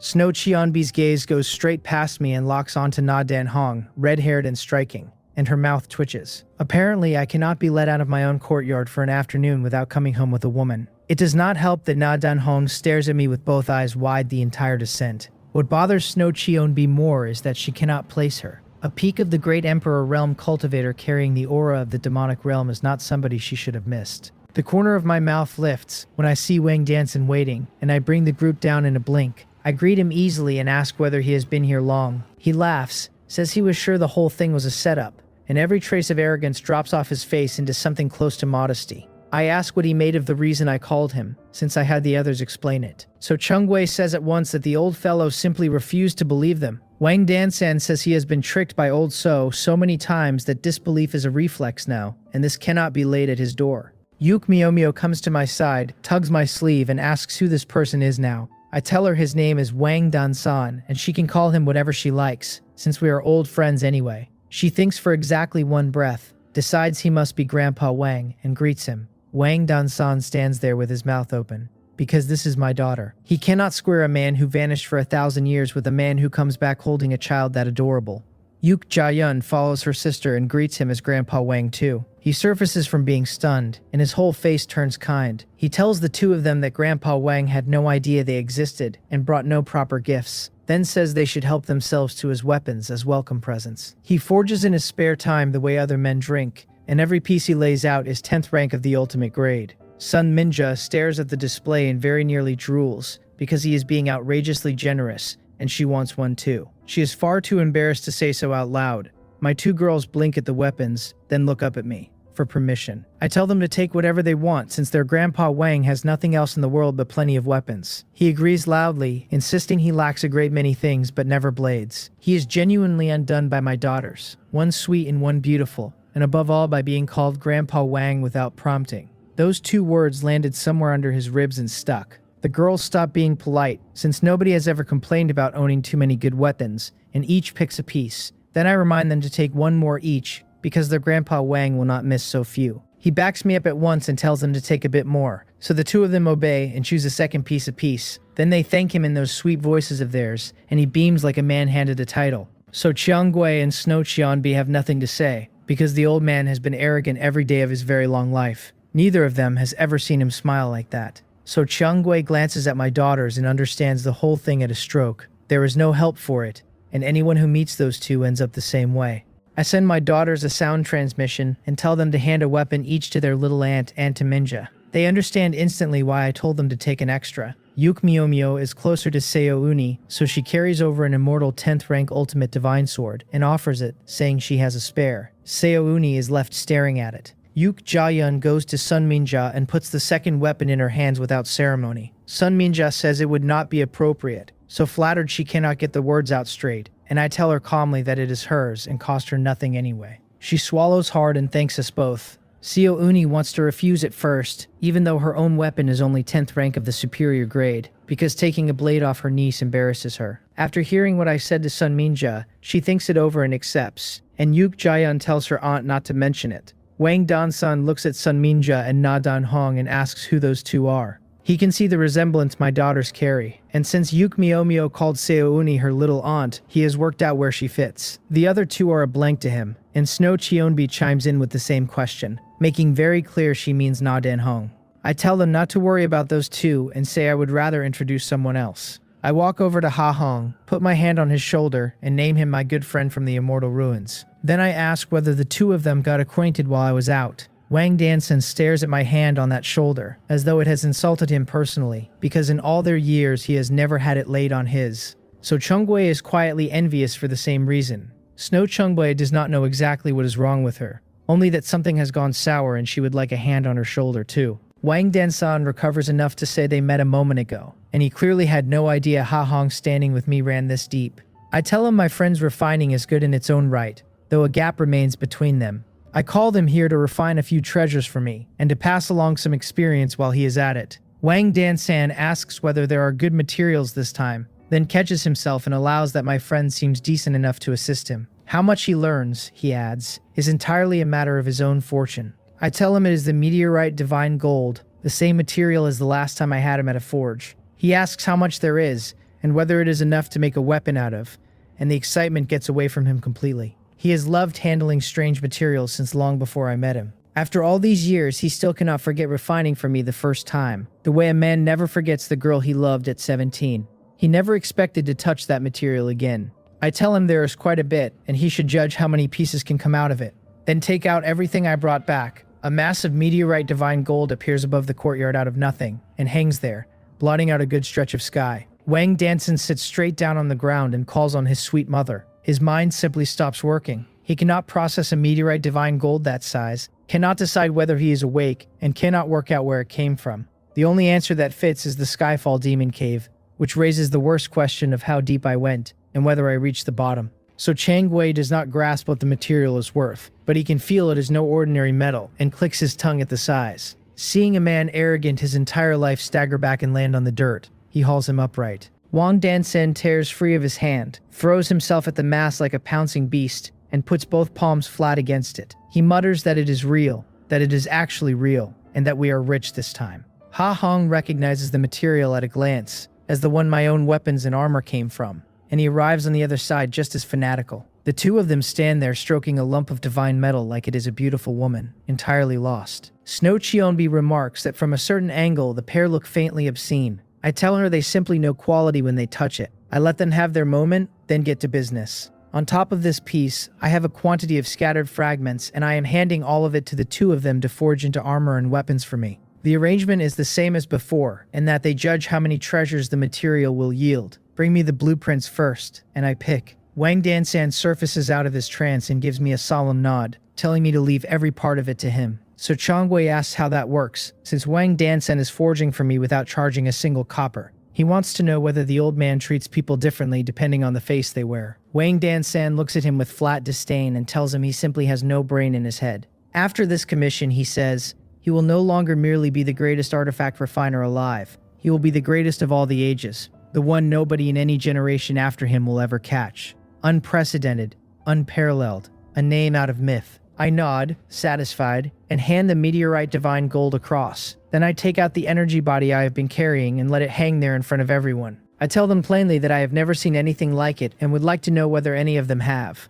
Almost every person standing in this courtyard is a top expert of the demonic realm, so one of them might. Every gaze in the yard snaps onto it the moment it appears. One of them asks what it is, and why it carries an aura that's terrifying, saying it feels as though it could kill him before he managed a single move. Another says she has never seen it either, but it feels impossibly strong. Someone else asks where I got it. I tell them the truth. I found it in the deepest part of the Skyfall Demon Cave, with an enormous chunk of meteorite divine gold wrapped around it. It was not inclined to accept the situation, and came at me, and after I beat it a while it settled down. The courtyard goes dead silent. The ones who know what that cave does to people stare at me with their eyes stretched wide, because the deepest part is not a phrase anyone uses about it. Na Dan Hong comes out of her daze with something like awe on her face, and she believes every word. So Chongui does not. He tells me I am bragging, and points out that I once said myself I could only manage 30 or 40 miles down. Now, apparently, I stroll to the floor of it. He is certain the thing came out of the cave, but he has filed the rest under showing off. Wang Dansan and Snow Qianbi are giving me strange looks for the same reason, since all of them have been inside and no amount of strength should stretch that far. I do not argue and I do not explain. I simply ask again whether nobody here knows what it is, and add the one thing I am sure of, which is that it came from beyond the heavens. Na Dan Hong offers that it looks like a life form and that her impression is of something still unhatched.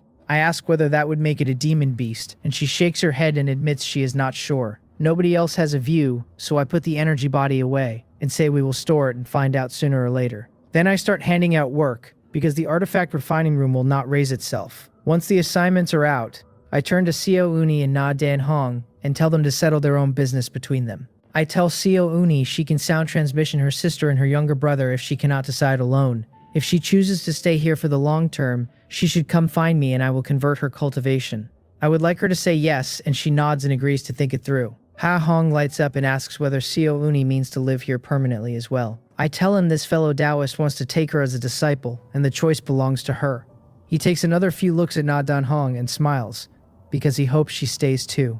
One more familiar face is no bad thing, and with my help both their crafts and their strength can go a great deal further. The men and I fly out toward the mountains behind the courtyard to pick a decent site. The women take Na Dan Hong inside. Snow Qianbi had every intention of following me instead, but she looks at Na Dan Hong once more and gives that up in favor of finding out who this woman is. Something feels wrong to her, and the wrongness has a shape, which is that this one might be competition. She waits until Na Dan Hong is seated, then asks coldly how she should be addressed, adding that she does not recall seeing her in the demonic realm before. Na Dan Hong gives her name and asks in return whether she is speaking to the famous Snow Qianbi. Snow Qianbi asks how she knows the name, and Na Dan Hong says her junior brother mentioned it a few times, and her junior brother is Huang Ho. Snow Qianbi is thrown because she has known Huang Ho for years and never heard he had a senior sister anywhere. A little more conversation gets her the whole background and she puts it together. So this is that fellow Huang Ho's senior sister, which explains neatly enough why I brought her home. She glances across at Seo Uni, who has already taken out a jade slip and is sending word to the immortal ruins. Snow Cheonbi knows exactly who is on the other end, and thinking about the woman who once had me puts a chill straight through her. Her fervent hope is that the stupid woman refuses to let Seo Uni stay, because then Na Dan Hong has no reason to stay either. Every time she counts the women accumulating in this house, the number is higher than the last count, and the pressure is starting to tell. The transmission connects, and Seo Uni excuses herself and goes into her own room. She checks that nobody is within earshot before she speaks. Then she tells her sister there is something she wants to discuss, and that she rather thinks she would like to live here for a long time.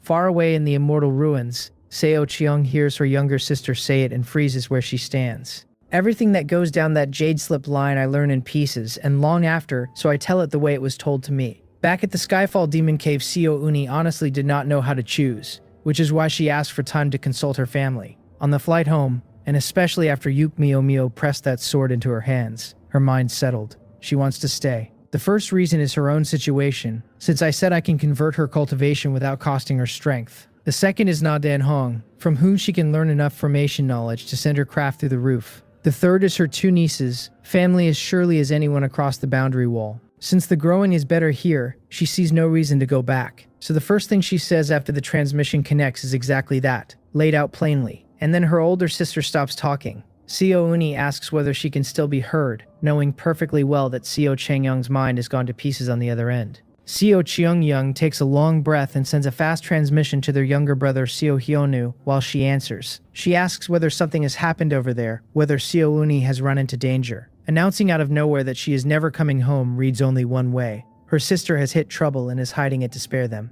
She already regrets letting Seo Uni cross over, and to her it only proves what she always suspected, that I could never protect that many people at once. Seo Uni shakes her head and smiles bitterly, telling her sister there was no danger. Only the largest opportunity of her life, because with my help she has awakened the innate array body.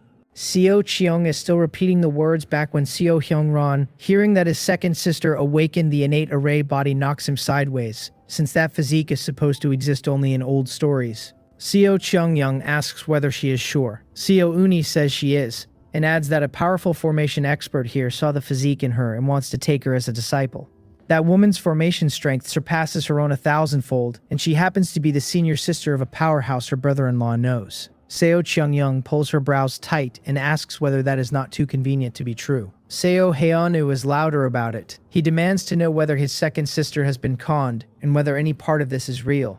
He came running the moment he heard she meant to settle in the demonic realm. To his ear, the whole arrangement smells like something I wove out of nothing. Seo Uni tells him her brother-in-law is not that kind of man, and that her sister of all people should know his character better than she does. She adds that it is entirely normal for a formation master of that rank to know him, because his identity is very special, and she herself only found out recently. Then she stops and smiles bitterly at nothing. Who could have imagined that her brother-in-law was the eternal night demon emperor? No wonder he knows every top powerhouse in the demonic realm by name. That title is not merely famous on the far side of the boundary wall, it carries enormous weight inside the immortal ruins as well. Her sister's emperor title, cultivated to its absolute ceiling, could at best stand level with the eternal night emperor title, which means the realm her sister is chasing with everything she has is a realm her brother-in-law already owns. Seo Uni does not have the heart to say that out loud. Seo Hyonu asks what identity a man like that could possibly have, since he is only a peak of the great emperor realm cultivator out of the demonic realm. He declares that their sister will surpass him in the end, that she will become the strongest existence in the immortal ruins, standing shoulder to shoulder with the demonic realm's own eternal night demon emperor. Seo Uni sits with that for a moment and feels several things at once. She weighs saying it, and cannot. Blood runs thicker than water, and she will not be the one who cracks her sister's Dao heart. If Seo Cheongyung learns the truth from some other mouth on some other day, that is a matter for fate. What Seo Uni says instead is that her brother-in-law is famous and powerful over here. A great many people defer to him, and he knows nearly every top powerhouse in the demonic realm. Her sister comes back at the practical angle. Even granting all of it, there is the matter of an entire body of immortal ruins cultivation. The two systems are built differently, and Seo Cheongyung says the impact of that difference would be tremendous. She is not wrong either. Her sister sets formations by drawing in spiritual chi, and there is no spiritual chi over here at all, which would leave her burning spirit stones forever just to work. Seo Uni says that is precisely why her brother-in-law is going to convert her immortal ruins cultivation into demonic realm cultivation. Seo Hyonu explodes. He tells her she is not usually this stupid and asks whether she truly swallowed that. To him, it is settled proof of a con because any sane person knows Immortal Ruins cultivation cannot be turned into demonic realm cultivation. Even if some heaven-defying method existed, it could only work on someone with shallow cultivation, never on a Saint King realm cultivator like his sister. Converting her, in his opinion, would convert her straight into a corpse. Seo Uni trusts me completely, and for a reason her brother does not know, which is that her niece already went through it successfully. All she says is that her brother-in-law should have the means. Seo Yeonu asks whether I fed her a soul-bewitching potion, and his scalp crawls at how thoroughly One Trip has rearranged his sister. She tells him not to talk about her brother-in-law that way, that she and their sister both know what kind of man he is, and that she trusts him without reservation. By now she is genuinely angry. Her brother-in-law is that strong, that heaven-defying, and that good a man, and this boy has slandered him daily for 1,000 years. If Seo Hyonu were standing within arm's reach, she would knock him flat. He is left wounded by the scolding and appeals over her head to their eldest sister. His second sister will not trust her own flesh and blood, he complains, but she will trust a man with a different surname. Seo Chongyang says nothing for a while, brows drawn tight. For more than 1,000 years she felt she understood me, and these last few days have made her wonder whether she ever did. There was too much I never told her. She tells Seo Uni not to rush, to think through whether all of it holds together, and reminds her that nobody on this side can judge her situation. Seo Uni answers that she is very clear about what she is living through, and that this is very likely the greatest opportunity she will ever be handed. Seo Chungyang calls a halt. She tells her sister to take one more day with it, and says they will speak again by sound transmission after that day is out. Privately, she has decided she needs to hear this from somebody else. Ha Hong is over there, and Ha Hong has never lied to her in his life. Seo Uni takes the day, since a decision this sudden will not go down whole with either of them and a buffer costs her nothing. When the transmission ends, she sighs, unsure whether hiding her brother-in-law's identity is a kindness or a mistake. She learned it herself from my own mouth, standing close enough to hear, while Na Dan Hong talked with me. It flattened her. The Eternal Night Demon Emperor is a legend on this side of the wall, a name people use to frighten each other. She had heard me say it in the courtyard and assumed it was a joke. Every word of it was true. She keeps it quiet for now, since her sister's Dao heart is not something she wants to test, and how long the secret lasts is not in her hands anyway. Then she remembers her sister will go to Old Ha next, and sends him a warning first. Ha Hong is at that moment walking the ridge behind the courtyard, cheerfully picking the spot for his future artifact refining room. He listens and stops walking. He turns and looks at me the way a man looks at something that has just resolved out of fog into a god, and asks numbly whether I am the Eternal Night Demon Emperor. Everyone else on the ridge looks at him instead, so Cheng Gui asks whether I really never told the man. I admit it seems I never did. Wang Dansen laughs and asks whether Ha Hong is only finding this out now. In the demonic realm, he points out, exactly one person could make old monsters like them this obedient. Ha Hong has no answer at all. His close friend of many years turns out to be the Eternal Night Demon Emperor. Immortal Ruins in the Grand Hall. Seo Chongyang ends one transmission and immediately sends another to Ha Hong, and it fails to connect. She says so aloud, puzzled. Seo Hyunu grinds his teeth and paces the floor, insisting the whole business gets less simple by the hour. She tells him she will try again, since somebody else may simply have reached Ha Hong first. Yuk Chung-gran, standing off to the side, says his father should not be the sort of man to do this, and his mouth twitches as he says it. He has always leaned toward his mother, and he still cannot picture his father building a trap that vicious. Seo Hyunu rounds on him, and asks whether he thinks he knows his own father, and whether a son who claims to know him is aware the man comes from the demonic realm. Yuk Jong-ran has nothing to say to that. Seo Chung-young breathes the irritation down out of her chest and sends the transmission again, and this time it goes through. She asks whether Ha Hong is busy, and he answers that he is genuinely busy and she should keep it short. She lays out what her sister told her and asks flatly whether it is true or false. Ha Hong tells her it is all true. That ex-husband of hers is a bit special, he says, and the only description he can give is terrifyingly strong, and the man absolutely has the means to transform her sister's cultivation. He adds that her eldest daughter already went through the same conversion, and he watched it happen. Since he lives here now, he will look after Seo Uni himself, and then he asks whether there is anything else before he gets back to work. There is a real edge in his voice, because Ha Hong knows how badly Seo Chongyang wronged me. Losing a sister to this house is a mild sentence, and the choice was Seo Uni's own anyway. Seo Chongyang knots her brows and asks whether he is certain, whether he is not covering for somebody. That lands badly. Ha Hong tells her she is being ungrateful, asks when this old man has ever lied to her, and asks why she bothered sending the transmission if she was not going to believe the answer. She has nothing to say to it. She backs down, says she believes him, tells him to get on with his work, and ends the call. Then she stands in the hall with her brows pulled down hard, because it is true. Seo Heunu heard the entire exchange and stops pacing to demand how it could possibly be true. Seo Changyeon lowers her gaze and thinks a while, then says they still need to get Seo Uni to come back in person. Seo Yeonu agrees at once and admits he is afraid his second sister simply will not come. His sister's logic is colder than that. If Seo Uni refuses to make the trip, the whole story is a lie. If she really comes back and her decision has not moved, then they let her go. Demonic realm and the sky is going dark. Once I finish walking Wang Dansen and the others to the site, the rest of it stops being my business. Wang Dansen announces they will raise the largest and most perfect artifact refining room in the demonic realm before morning. With nothing useful left for me to do, I go back to the courtyard. Seo Uni is waiting for me the moment I land. She says she has decided to stay for good, but her sister is afraid she made the decision under pressure, so she needs to go back once. She asks whether I would mind carrying her as far as the boundary wall. I tell her it is a small thing and ask when she wants to leave. Privately, I would very much like her to stay. She says we should set off directly and that she will send me a sound transmission when she is ready to come back. I ask whether we should tell the two children and she says she already has. So we go. I take her up, break the void realm open, and cross to the junction of the demonic realm and the immortal ruins in a single step. I tell her I will not escort her any further and to watch herself on the road. Going back into the immortal ruins is not something I intend to do, and the wall is close enough. She smiles and says she will meet no danger inside the immortal ruins, and the two of us wave. She passes through the boundary wall and is gone.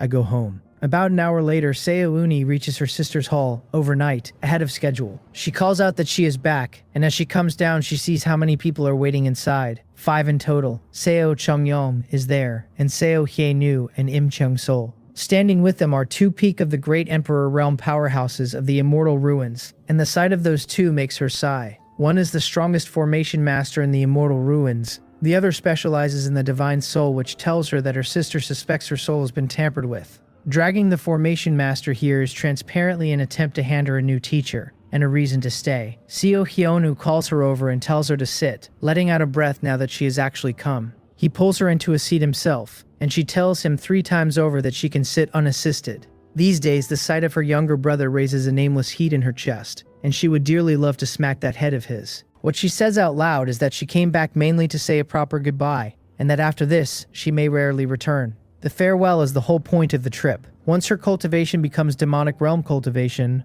walking back into the immortal ruins would get her treated as an enemy and handled like one.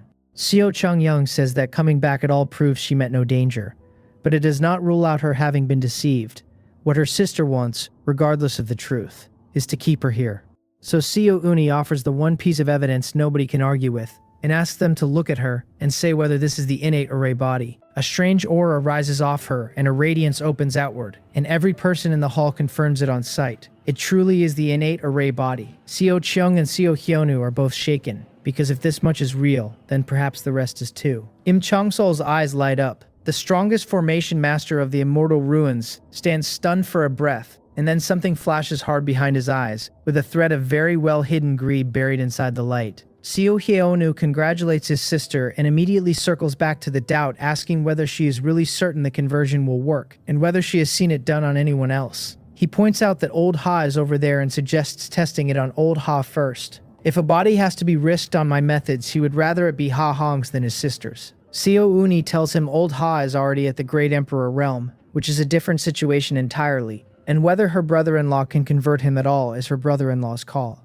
Either way, she says, she believes him. Seo Heonu snaps that she should stop calling the man her brother-in-law because he is not their brother-in-law anymore. Seo Uni has taken all she intends to take. She slaps the flat of her palm across the top of his head and informs him that she will call him brother-in-law and it is none of his business. He clutches his skull and protests with a wounded face, clearly a man long accustomed to being hit. Seo Cheung-young tells her that her younger brother means well. Seo Uni breathes the anger out and answers evenly that she has said this many times, that she is not a child, and that if her choice turns out badly, she will carry it herself. Seo Cheung-young looks at her a long moment and sighs. Then Im Chung-sol speaks. She says she watched Seo Uni grow up and knows she is not easily fooled, but the people in the demonic realm are not like the people here. They cultivate with demonic qi, she says, which reshapes the mind, and a great many of them carry evil in their thoughts, so a little extra caution costs nothing. Privately, Im Cheong-sol has already decided the whole story stinks, because in her judgment nobody alive can convert a Saint King realm cultivator out of the immortal ruins.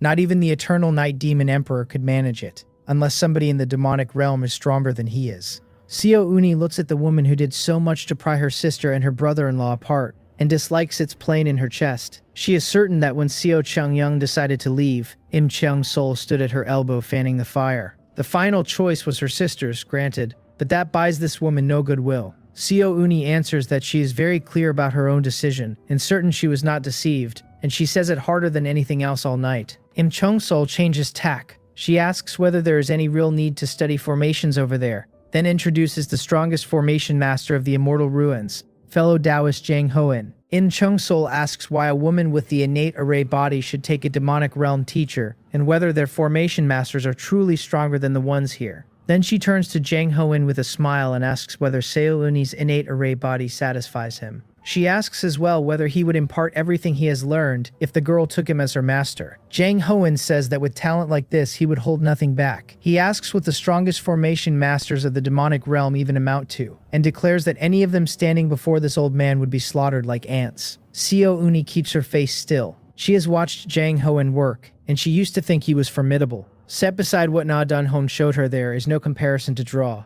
and not because the immortal ruins must be weaker. These two are simply not in the same conversation. Seo Uni believes that once she reaches the Great Emperor realm, she could study her way up to Jang Hoen on her own. She is far less sure that the innate array body and a lifetime of effort would ever carry her level with Na Dan Hong. That gap sits in her like a stone, so she tells him she is sorry, that she has seen the formations that expert of the demonic realm can raise, and that the woman is indeed somewhat stronger than he is. She picks her words gently, because offending Jang Hoen is not on her list of goals for the evening. His face goes black anyway. He informs her that the innate array body means extraordinary talent and nothing more. Her cultivation is weak, her grasp of the Tao of formations is thin, and he asks how someone in her position could judge who is stronger. Watching him say it only sets her feet more firmly.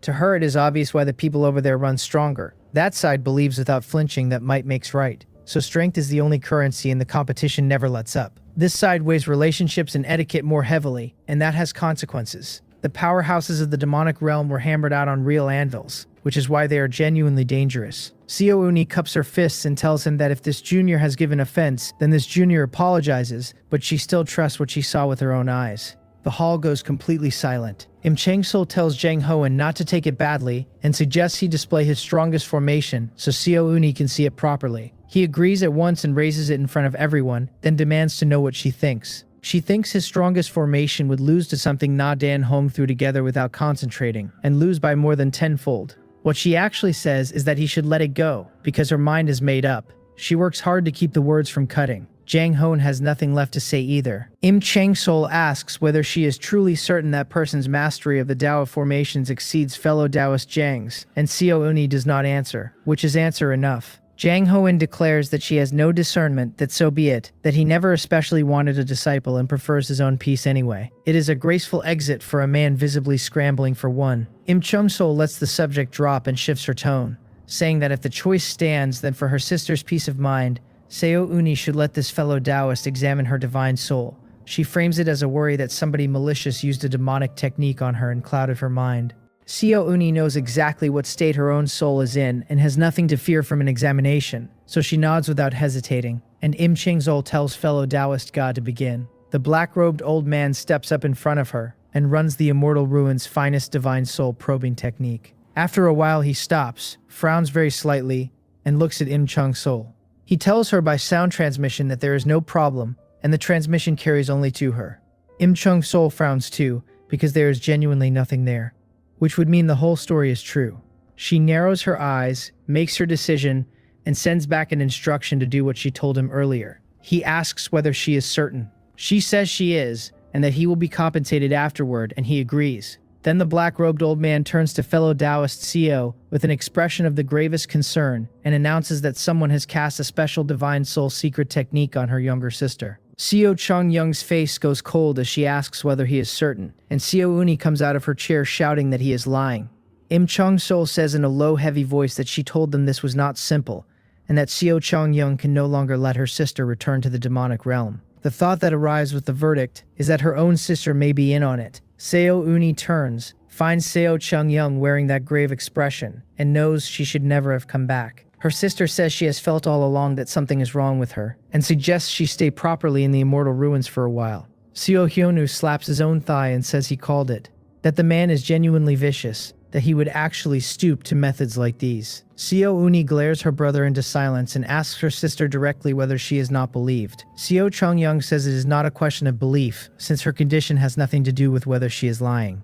Seo Uni asks whether her sister honestly thinks her brother-in-law would use something like that on her. She asks why she must be kept here, and whether more than 1,000 years beside the man taught her nothing about his character. The angrier she gets, the louder it comes, because she cannot understand what has happened to her sister, or when it happened. Seo Cheong breathes in and says flatly that Seo Uni stays in the immortal ruins for now, and anything else gets discussed later. Im Chong-sol backs her with the gentlest voice in the hall. She tells Seo Uni they are all acting for her own good, and that without the innate array body she might never have drawn this kind of attention at all. Talent that rare, Im Chang-sol says, makes a person a target for other people's greed. She asks whether Seo Uni is not even slightly afraid the conversion story is a lie meant to strip her cultivation away. If it goes wrong, she asks, what then? Her face while she says it is warm and earnest, and entirely well-meaning. To Seo Uni, she is a snake with a woman's mouth. Seo Uni says the state her sister is in has a great deal to do with her, and asks whether she now intends to work the same trick on the younger one. She glares while she says it,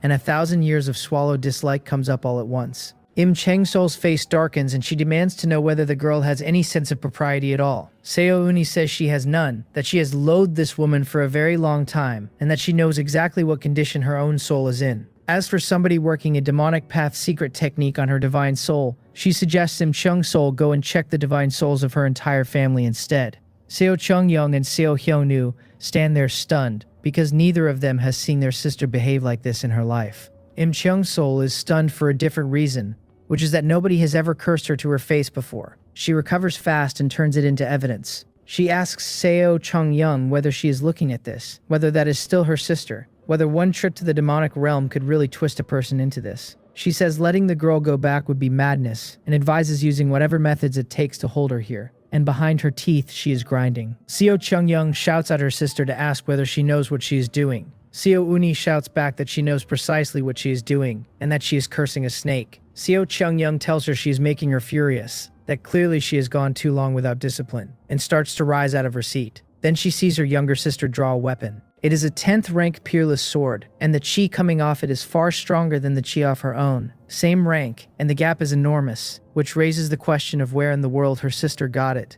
Seo Uni tells them all to come ahead if they want to fight, and to kill her if they have the ability. She does not know what Im Chang also means to do with her afterward, only that it will have something to do with the innate array body. If she cannot get out of this hall tonight, nothing that happens to her after tonight will be hers to decide. So she has to leave now, and the consequences of failing are not worth measuring. Seo Chung-young has never seen this woman before.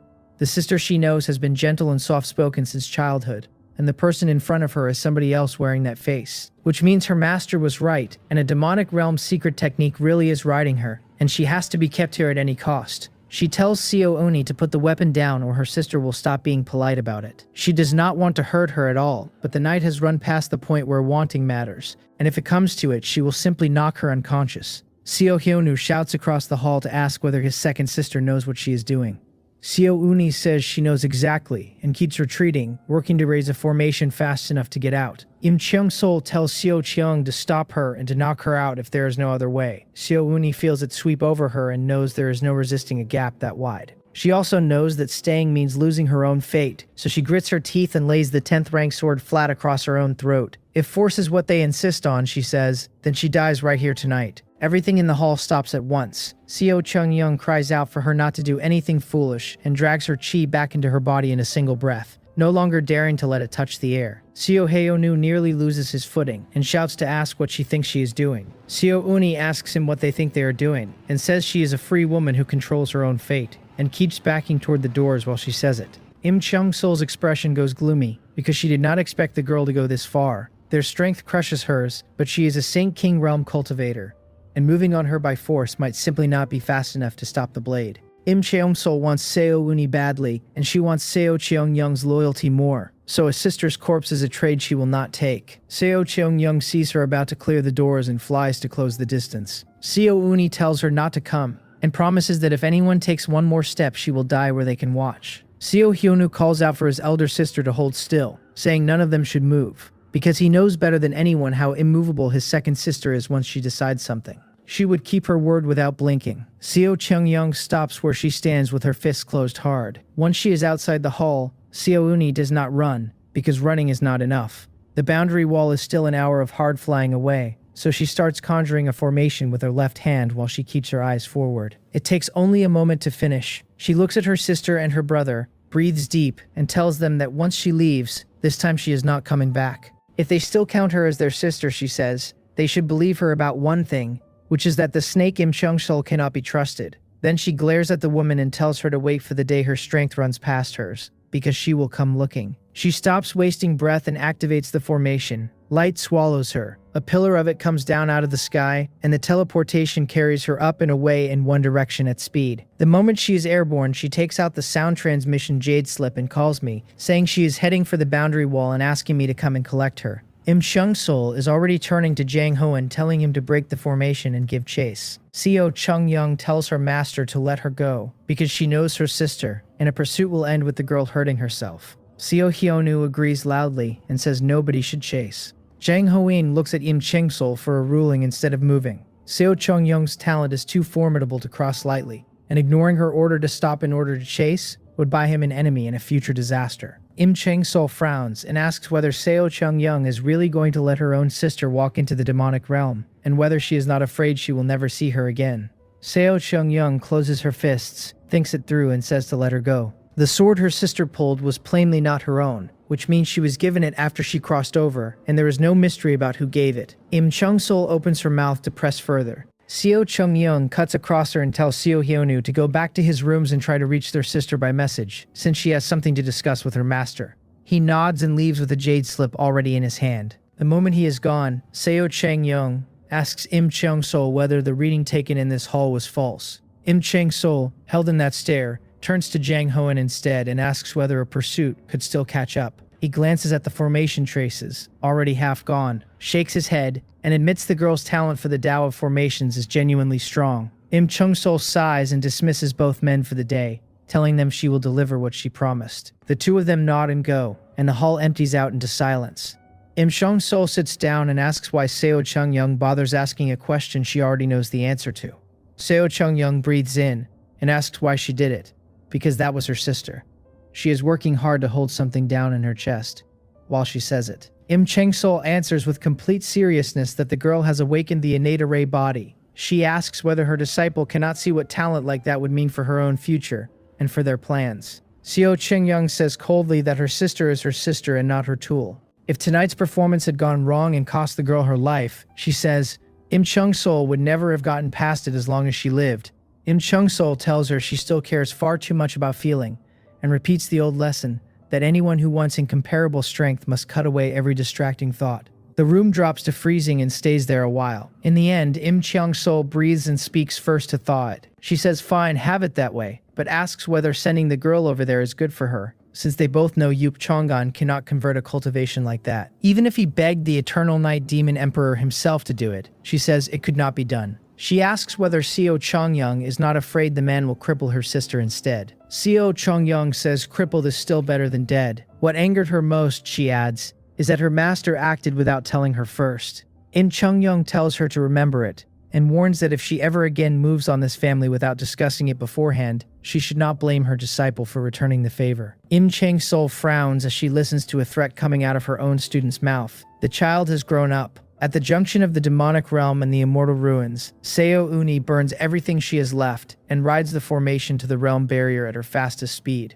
I am already standing on the other side, waiting. The moment she sees me, the weight comes off her, and the heart she has been holding in her throat drops back where it belongs. She flies across the barrier, calling out, smiling. I ask why she is in such a hurry and whether something happened, since she said she would not return until tomorrow and instead was gone barely a few hours. Her voice over the jade slip had been tight in a way I did not like. I offered to come into the immortal ruins and collect her directly, and she refused and told me to wait at the wall. Now she says it was nothing much, only an unpleasant disagreement with her elder sister, and then she stops there. She does not want to drag me into it. Her sister divorced me. The two houses have no real tie left, and a family quarrel is not mine to carry. Since she is unwilling to talk and the business touches my ex-wife, I let it lie. I only ask whether she is truly settled on staying in the demonic realm from now on. Her eyes are steady when she says yes, and then she asks whether her cultivation can really be converted. I tell her it can, and that if she has time, I will do it right now. Something moves in her face while she looks at me, because that kind of ease only comes from strength, and a man that's certain of himself is a handsome thing to watch.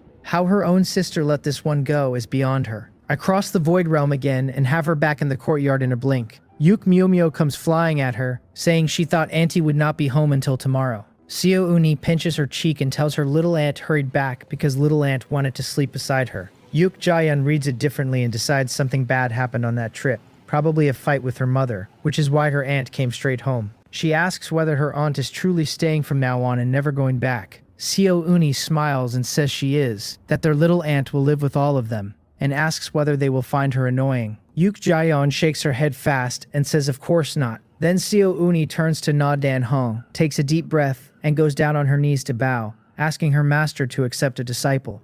The evening with Jang Hoen settled her direction for good, and she has not forgotten 1 minute of what Im Cheong Sol did to her. She wants to be strong. She wants to be the strongest formation master alive. Na Dan Hong's eyes light up, and she hurries forward to raise her disciple off the floor. I look at Na Dan Hong and tell her calmly that she is this girl's master from now on. She should teach her well, and beyond formations, I do not want to see anything at all. The innate array body draws covetous eyes, and I would rather set the boundary now than clean up later. I let a little of my cultivation chi off the leash while I say it, aimed at Na Dan Hong alone. The world in front of her changes shape, and she drops into a smallness she has no bottom for. The man across from her stops being a man and becomes a divine lord presiding over the end of the world. She knows exactly what I am worried about, and answers by spiritual transmission that she has no ill intentions. I pat her shoulder and tell her to teach the girl well, and that if she teaches well, I will reward her handsomely. The weight lifts off Na Dan Hong all at once, as though she has been handed her life back. She lets out a very long breath and wonders how a person this strong can exist. Snow Cheonbi has been standing off to one side through all of it. When my hand lands on Na Dan Hong's shoulder, her eyes narrow behind those long lashes and her teeth set.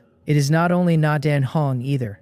It is Seo Uni deciding out of nowhere to stay, and whether the reason is the ex-wife or the sister. Two great beauties whose faces are not far off her own now live here permanently, and there is a word she keeps circling and will not say out loud.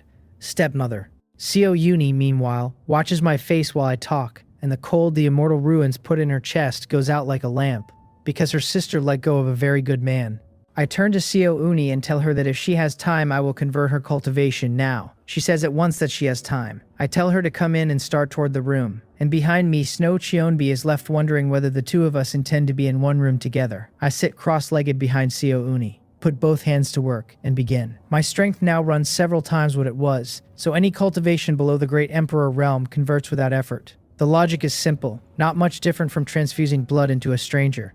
I run my demonic chi through her meridians until every channel is scoured clean, then rebuild her Dantian into one that will carry demonic technique. The only real prerequisite is that my strength exceed hers by thousands of times, preferably tens of thousands, which is no difficulty here. Half an hour goes by. I finish, let the cultivation settle, and tell her to check her Dantian carefully for anything that feels wrong. She opens her eyes, stares at her own hands, and circulates her chi, and dense demonic chi rolls off her palms. It worked, and she never doubted it would, because her brother-in-law said it could be done. She is on her feet thanking me before I finish standing, bowing deep, and I stop her and ask why a girl her age is being so formal with me. She says with a wry smile that she has to be, since the two of them are not really family anymore. I shake my head and ask whether she is still Yuk Jaeyeon and Yuk Myomyo's aunt. She blinks at me. So nothing between us has changed, I tell her, and whatever went wrong between her sister and me is not hers to carry around. She should live well here, and if anything comes up she can bring it straight to me, because there is nothing in this realm I cannot handle. Something moves behind her eyes, and she hums a small assent instead of answering. I tell her that from now on she studies formations under Na Dan Hong, who should also pick her a cultivation technique. Na Dan Hong knows far better than I do which demonic technique suits a body like hers. Otherwise she should take her time getting used to the new state, and I will get out of her way. Outside, Yuk Jaeyeon and the others crowd in wanting to know how it went, and I smile and tell them it took. Na Dan Hong hears that the conversion actually succeeded and stacks a fresh layer of respect on the old one, because the man just converted a Saint King realm cultivator.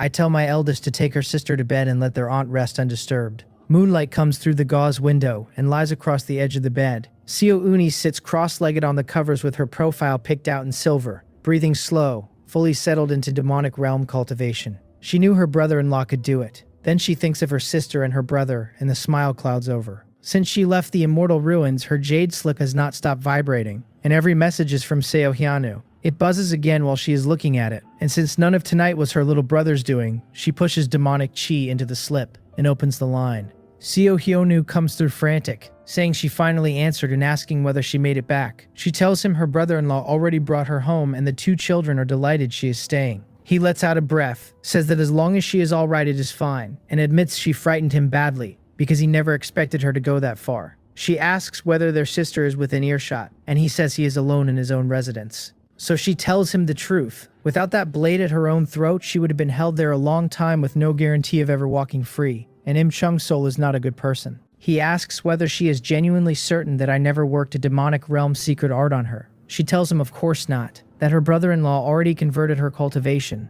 and that it went perfectly. He asks whether it truly worked, and she says it truly worked. Then she tells him his prejudice against her brother-in-law has always been far too big, and that the man is genuinely good. She is not angry at her brother so much as tired of watching him treat a good man that way, and Seo Hyonu has never once learned the lesson.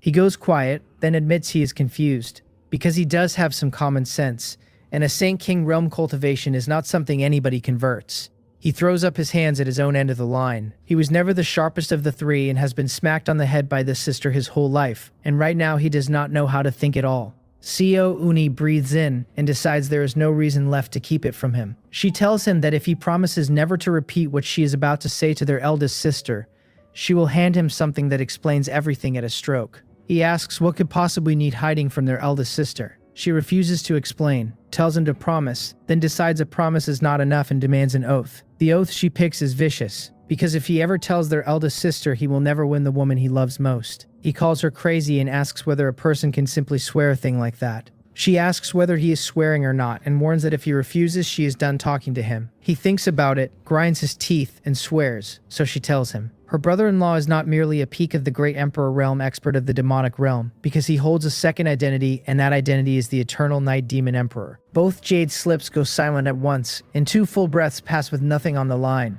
One sentence from his second sister has taken Seo Hyonu apart. The eternal night demon emperor is not simply a prominent figure of the demonic realm. He is a name that carries across the whole Azure Cloud continent and makes people lower their voices. The brother-in-law, Seo Hyonu, has spent his life looking down on as that. It has to be a joke, and the joke has gone much too far. Then he looks at the silent jade slip and remembers who is on the other end. He stops being able to laugh, because he grew up beside this woman and she does not lie. Reason keeps him quiet a while longer before he asks whether his second elder sister is teasing him. Seo Uni expected exactly that, both the long pause and the disbelief coming out first.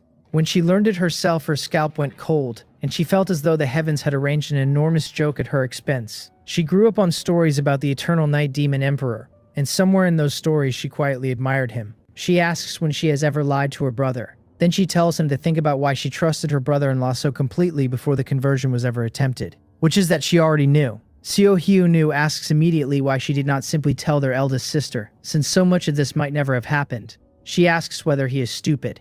Their eldest sister is already divorced and the man has nothing left in him for her, so there is nothing she can do with that knowledge except break her own Dao heart on it. That, she says, is precisely why he is sworn to silence. Seo Hyonu has no answer, because it is true. Their eldest sister holds the flawless emperor title, and only by cultivating it to its absolute extreme could she ever draw level with the eternal night demon emperor. He says he still cannot make it fit, and asks how that man could possibly be the eternal night demon emperor. In his head there are 2 people who will not overlap. One is unfailingly gentle with everybody, and looks like an ordinary man in an ordinary courtyard. The other is the most powerful and invincible killing god the demonic realm has. Worse still, Seo Hyonu has held that killing god up as his idol since childhood, and holds him there still. Every time he sits down to cultivate, he pictures himself invincible across the Azure Cloud continent the same way. Now his second sister has told him the brother-in-law he has sneered at for 1,000 years is the idol, and his whole view of the world falls over. Seo Uni asks whether he saw the weapon she drew in the hall.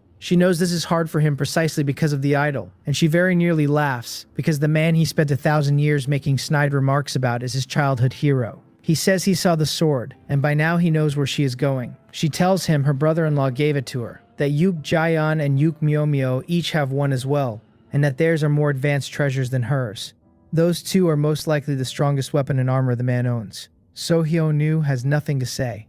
He finds himself remembering how his nephew Yuk Jongran paraded that precious saber around for weeks, when what those girls picked up casually would crush it 100 times over. He is starting to believe her, and the impossible version settles into place a piece at a time. Thinking it through, the Eternal Night Demon Emperor ruled the demonic realm for years, and then vanished out of it entirely a little over 1,000 years ago. The rumor was that he had gone into seclusion to break through into a higher and more invincible realm, and simply never came out. Line that up against when Seo Hyonu first met this brother-in-law, and against when his eldest sister first met Yuk Chongan, and the dates sit almost exactly on top of the disappearance. Put that beside what his sister is telling him, and it stops being coincidence. Then a new thought reaches him, and his voice goes small and miserable, his lips shaking as he asks whether he has any standing left at all in that man's heart. He has spent the better part of 1,000 years aiming snide remarks at this brother-in-law specifically to needle him. At his idol, Seo Uni finally cannot hold it in and laughs out loud, then gathers herself and tells her little brother that her brother-in-law is a very good person, and probably does not dislike him. The comfort comes out with no conviction behind it whatsoever, because she is genuinely not sure. Her brother has said my name far too many times, and never once kindly. Seo Hyonu has nothing. She says they should stop talking about her brother-in-law now, and he immediately begs her not to stop. Whatever struggle happens on his end is short, because pride loses to fascination in under a breath.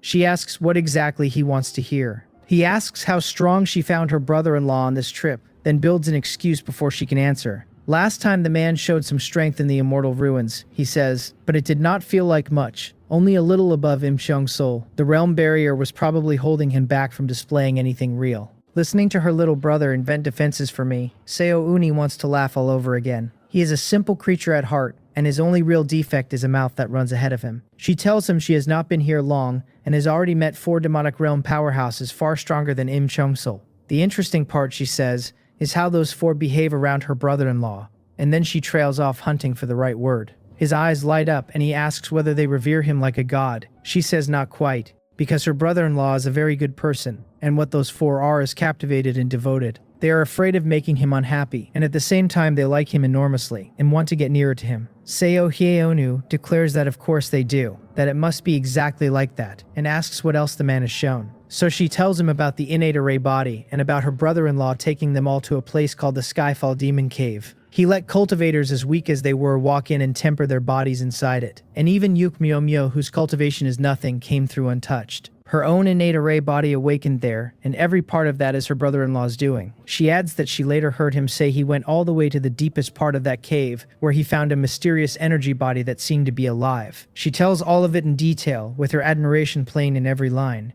and Seo Hyonu only listens while his heart climbs the whole time. Then he bursts out that it is actually the Skyfall Demon Cave, and that he has heard of the place. The rumors in the demonic realm always said his brother-in-law could manage 30 or 40 miles down at the most. This time the man went to the bottom of it. Terrifying, he says, simply terrifying. Seo Uni spends half the morning with a jade slip warm in her palm, and not one word of it reaches me. On the far end, Seo Hyonu keeps pushing for more, asking whether there is anything else before she has finished answering. There is. She says her brother-in-law shattered the Void Realm to travel and crossed hundreds of thousands of miles in an instant, and that she and Ha Hong both rode through it. Seo Hyonu's jaw comes loose. He wants to know how his brother-in-law can feel stronger than every rumor about the Eternal Night Demon Emperor, and whether the version out in the world is watered down. Seo Uni answers, in complete seriousness, that it probably is, and that her brother-in-law is simply too strong. Longing spreads over Seo Hyonu's face, and he admits he wants to go over there and see for himself. His second sister shuts that down before it can root. She tells him to forget it, since their eldest sister would lock him away for saying it aloud, and since her brother-in-law might not receive him at all. With nobody to shield him, he would be walking toward his own death. What she does not say is that she is unsure Yuk Chongan will ever let the past go. Seo Hyonu slaps his own face hard enough to redden it and calls himself a fool. Then something occurs to him and the hope comes back all at once. He asks her for help since she lives under his brother-in-law's roof now. He begs her to put in a few good words, to say he knows he was wrong and will never repeat it. Seo Uni tells him it is good that he knows his mistake and promises to speak well of him, though not that her brother-in-law will stop disliking him. He thanks her effusively and calls her his favorite second sister, and she shakes her head and smiles, because when he is not being insufferable, she still thinks he is quite good. Then he swallows and asks after Ha Hong, who gets along so well with the man that he must be having the time of his life. Seo Uni says Ha Hong, backed by her brother-in-law, will soon own one of the finest artifact refining rooms on the Azure Cloud continent. The strongest artifact refiner in the demonic realm will teach him the deeper end of the craft. Seo Hyonu drags a hand through his hair and asks whether that is the man who refined the strongest armor and sword for the eternal Night Demon Emperor. Then he says how lucky Ha Hong is, and how much he envies him. That is where Seo Uni decides the conversation has run long enough, and she warns him twice before cutting it. First, he is not to tell their eldest sister about her brother-in-law's true identity, or he will never win the woman he likes. Second, their eldest sister's Dao heart is fragile, so the truth stays buried as long as it can be. Seo Hyonu breathes deep, nods, and says he will remember. His mood is a tangle because his eldest sister and the eternal Night Demon Emperor have separated, and there is no clean way to hold that. She has one more warning, and it comes out colder than the rest. She tells him to be wary of Im Chong-sol, who probably will not move against their eldest sister, but may treat him the way she treated Seo Uni. She tells him to protect Yup Jongran properly, because something about the woman has never sat right with her. Before all of this, she felt nothing wrong there, and now she has seen straight through her. Her verdict is that Im Cheong-sol is a bad person. Seo Hyun nods hard and promises to look after himself and Yup Jongran both. Then he asks one last thing, whether he may tell their eldest sister about her situation, since she cares a great deal and would stop worrying if she knew the cultivation had taken. He promises not to breathe a word about their brother-in-law's identity. Something turns over in Seo Uni's chest, because the three of them have been through much ugliness and the bond is held anyway. She tells him he may, so long as nothing slips. He laughs and assures her that a brain as sharp as his makes no mistakes, and she says nothing for a moment, privately weighing the evidence. She tells him to be careful, and the transmission ends. Seo Hyonu puts the jade slip away, closes his eyes, and sorts through what he has been handed. The conclusion is one long breath let out through his teeth. Then he leaves his residence and flies for the main hall where his eldest sister waits. In Chung-sol is gone by the time he arrives, and only Yup Jongran is there, cultivating with his eyes shut. Seo Chong-young asks at once whether he reached their second sister. He says he did. She asks how her sister is, and the worry sits plainly on her, so he forces out a bitter smile first. He tells her their second sister is well, unbelievably well, that she returned to her residence recently, and that her cultivation has successfully transformed. Seo Chong-young's eyes widen and she asks whether he is certain, because that is far too fast. He says their second sister has no reason to lie and that her tone carried the truth, and he suggests a transmission to Ha Hong for confirmation. Yup Jongran's eyes open, caught off guard. Seo Cheong-young decides there is no need to ask anyone. She says it is for the best if the cultivation has transformed, then the harder half, which is that her sister may never come back. Seo Hyonu cannot keep the smile off his face as he offers that once he reaches the Saint King realm he could go visit them. She scolds him low and demands to know what he imagines he would go there for. He shrinks where he sits, aching to go, and says he is only worried about their second sister. Seo Chung-young tells him that if anyone goes, it will not be him, and that if it becomes necessary, Yup Jongran goes instead. She knows exactly what history her brother has with Yup Jongran. If that man ever meant her sister harm, sending her brother would be sending him to die, but he would never lay a hand on her son. Yup Jongran says he will do as his mother says, and privately admits he misses his elder sister and his younger sister a little. Seo Hyonu looks at his nephew with open envy. Then Seo Cheong-young tells her son she will have that time treasure for him within days, and that time inside it runs 30 times faster than out here. One day outside is a full month within. She tells him to push his cultivation as hard as he can, so that when he sees his sister she has no reason to look down on him. She has been driving him at it this whole stretch for exactly that. If the children meet again, she hopes her eldest daughter will see how far her son has climbed, change her mind and come back to her side. Yup Jongran nods, deciding privately that the next time his elder sister lays eyes on him, she will not be able to catch him at all. Morning early, and the sky over the sparring ground belongs to me. Wang Dan-san and Ha Hong come back to the courtyard at first light and find only Yuk Mio-mio and Snow Qianbi, who sends them onto the sparring ground. They find me in the air above Yuk Jayan and Sun Minja, walking the pair through combat techniques. I ask whether the artifact refining room is finished. Wang Dan-san laughs that it is, and that every artifact refiner in the demonic realm would adore it, then corrects himself upward to the whole Azure Cloud continent. They spent the night going through the celestial fallen divine metal I handed over, and everything in the stack he passes me can be forged. He tells me to choose 10. 10 is a generous number, and I say so, and my mouth goes crooked before I can stop it. Wang Dan-san chuckles that if they skip the armor they can make a few more. Armor is not optional, I tell him, and I need one for my eldest daughter. I go through the blueprints properly and settle on 10. Then I ask which faction in the demonic realm holds a time treasure, because I want one for the children. In truth, I am asking whether Wang Danson has one himself. Time treasures are brutally hard to forge, needing special materials and a procedure with no shortcuts, and he is the strongest artifact refiner in the realm. He reminds me I once owned one with a flow rate of 1 to 100, and says he has nothing like it here. Some time ago he spent several hundred years forging one for Demon Willow Academy at a rate close to mine. Paired with the Academy's own guardian treasure, the time-tracing Demon Willow, that rate reportedly climbs as high as 1 to 300. I tell him that when I walked out of the Demon Emperor Palace, that time treasure stayed behind, because I gave it to my disciple. Taking a gift back is not something I intend to do. Wang Dansan hears the word disciple, and something well hidden moves through his old eyes. And so Cheng Gui, watching the children spar, gets the same flicker. Neither of them says a word about it. Wang Dansan offers instead to forge me another, though he warns it cannot be done quickly, since the process is far more troublesome than weapons or armor. I tell him never mind, that I will find another way, and I wave them back to their forging.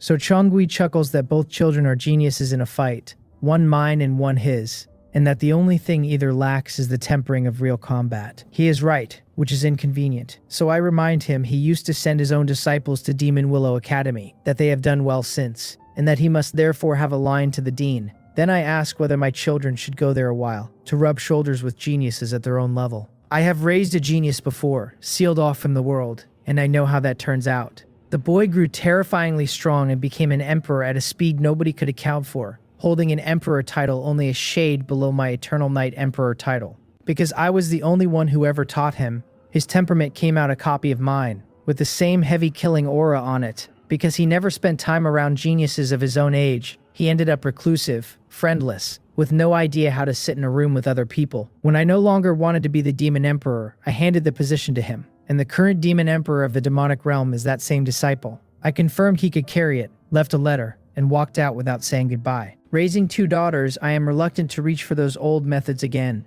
It is the same reason I asked Sun Minja along the moment I saw her, so my daughters will not grow up friendless. So Chengwei answers with unexpected weight, saying flatly that children must be allowed time around other people, and the seriousness in his eyes catches me off guard. I tell him to take me to meet the Dean of Demon Willow Academy when he has time. He waves it off as easy. Everyone says the old man is unpredictable, a wandering cloud and a wild crane, nearly impossible to pin down, and so Chengui insists that finding him is no trouble. The Dean is a strange fit for the demonic realm. Cultivating with demonic chi makes people impetuous, and this realm is full of individuals combative by nature. The Dean is famous instead for scholarship, and though his strength places him among the 10 strongest here, he does not enjoy fighting. He is gentle, refined, deeply learned, and founded Demon Willow Academy on the idea of using literature to carry the Tao and educate the realm's geniuses. Its graduates have flourished across the whole realm, unusual people with special abilities and wide horizons, and prospects the pure killers here will never have. I attained the Tao through killing and became the strongest demon emperor this realm has produced, and in all that time I met the Dean exactly once. Those whose Tao differ do not plot together, and I am the kind of man he likes least. I tell So Xiongui to find him anyway, so the children can cultivate there. Letting them out among other people needs the right place, and this is the best one going, nothing like the bloody stretches of the realm where one mistake costs a limb. Call it a beginner's village. I will still teach them myself once they finish and come home. So Chengui nods and says he will make contact. About an hour later, he comes back with good news, saying the Dean is on his way home, and asking when I am free to go and ambush the man. Then he coughs and corrects himself to say meet the man, looking distinctly caught. Ambush is a strange word for someone who claims he simply sent a polite message. I tell him I am always free, and so Chengui narrows his eyes, chuckles like a boy planning something, and says we leave as soon as it gets dark. I decide not to ask why he seems so pleased. Whatever I do not understand I ask about directly, so I tell So Chengui plainly that he feels like a man keeping something back. I tell him this trip is not only about getting my child enrolled, but about letting her use the Academy's time treasures freely afterward. In through the back door, then the run of the best resources in the building. I have the ability, so my child gets the highest standard on offer. So Chengui knows he cannot hide it, so he puts on a faintly disreputable smile and lays the whole thing out. He tells me his youngest apprentice turned out promising, stayed on to teach at Demon Willow Academy after graduating, and is on quite good terms with the dean. He reminds me the old man is hard for ordinary people to find and dislikes seeing anyone. So he learned from his apprentice that the dean returns tonight, and the plan is to intercept him on the way in. With the strength the two of us carry, the dean will be seeing us whether he wants to or not. I had assumed So Chung-gui could simply walk up and meet the man. This is the method instead, but a method is a method. I ask whether we should see his apprentice first, and he says that works, since it has been a while. He complains that these little rascals had not visited in years, that when they were younger they came once a year, and then now it is once every few decades. He says it with the flavor of an old widower alone in a big house. I tell him we depart after lunch. The whole group eats together, and before leaving I find Wang Dan-san, then tell my two daughters I am going out and will be back later. Both of them are well behaved and never bored at home, so neither asks to come. On my way out, something occurs to me, and I turn to Na Dan Hong and Seo Uni. I tell them the children will be cultivating at Demon Willow Academy soon, and I ask the two of them, if they have time, to set up a teleportation formation linking the two sides. Ferrying children back and forth every day is not a life I want. Na Dan Hong smiles and says that is not difficult. I tell her I am relying on her, and so Chang-gui and I leave the courtyard. A quarter of an hour later, the two of us stand in the sky above Demon Willow Academy. The sun is high and scorching and my robes snap in a fierce hot wind. Below me, the academy lies among the mountains like an ancient beast asleep, its scattered pavilions built on profound black jade, their eaves rising like willow blades that cut at the sky. Layer after layer of halls sits wrapped in faint purple mist. At the center stands a giant jet black willow climbing into the clouds, its trunk crowded with silver runes, its branches hanging like a curtain of time with starlight moving in every leaf. That is the academy's guardian treasure, the time-tracing demon willow. Its branches stir with no wind touching them, churning the demonic chi for miles around into a slow vortex that wraps the academy in an illusory barrier. I mutter, wondering whether this thing paired with a time treasure can really reach 1 to 300, because if it can, half the realm should be clawing at the gates. Nobody who wants in simply walks in, and strength alone does not buy the door open, since applicants must pass a written examination and a martial one. Powerful people have tried the back door, and powerful people have tried threats, and the result has never varied. It did not work. The dean is one of the 10 top-tier powers of the demonic realm, and a second came out of this place as a graduate. With the time-tracing demon willow standing guard, even other top-tier powers step around its edge rather than test it. On top of that, its graduates are scattered through every force in the realm, which is why nobody offends Demon Willow Academy casually, unless the one offending it is an invincible existence. I happen to be an invincible existence, and I still will not. First, because the Academy's intentions have always been decent, and second, because it has never offended me. Mouth already curving, so Chang-gui transmits through his jade slip that his master is here and had better be greeted. A moment later, a middle-aged man hurries up from below, in a scholarly green robe, his brows steady and his eyes steadier, a scholar's air coming off him with every movement. Thoroughly righteous path. I have not seen So Chang-gui's youngest apprentice, Song Seo, in a very long time, and the sight of him surprises me. He looks more righteous path than the people I lived among in the immortal ruins. Song Seo comes in smiling and greets his master, and So Chung-gui laughs that the boy has not visited in ages, and deserves a beating for it. Song Seo starts to explain that teaching has buried him and he cannot exactly clone himself. Then his glance slides to me and the rest of the sentence dies in his throat. His eyes go wide, so Chung-gui asks whether the silly boy has forgotten who this is, and whether he intends to greet me. Song Seo bows deep and greets me as the Eternal Night Senior, saying it has been a very long time, the excitement all over him. The Eternal Night Demon Emperor has been gone 1,000 years, and he never expected the man back. I tell him it has indeed been a long time, and that he has changed quite a bit. He goes reserved at once, insisting the junior is exactly the same, and that it is the senior who feels different now. A plain, honest awkwardness comes over him while he scratches at his hair. I tell him I spent a while in the immortal ruins, so some change is natural, and that I will be troubling him now. I remember he cultivates with swords, so I hand him a treasure sword. I picked up a rank 10 peerless blade from Wang Dan-san before coming, and since I am here to lean on a junior, a gift is the correct way to open. Song Seo sees what is in his hands and refuses outright, saying the junior cannot accept it.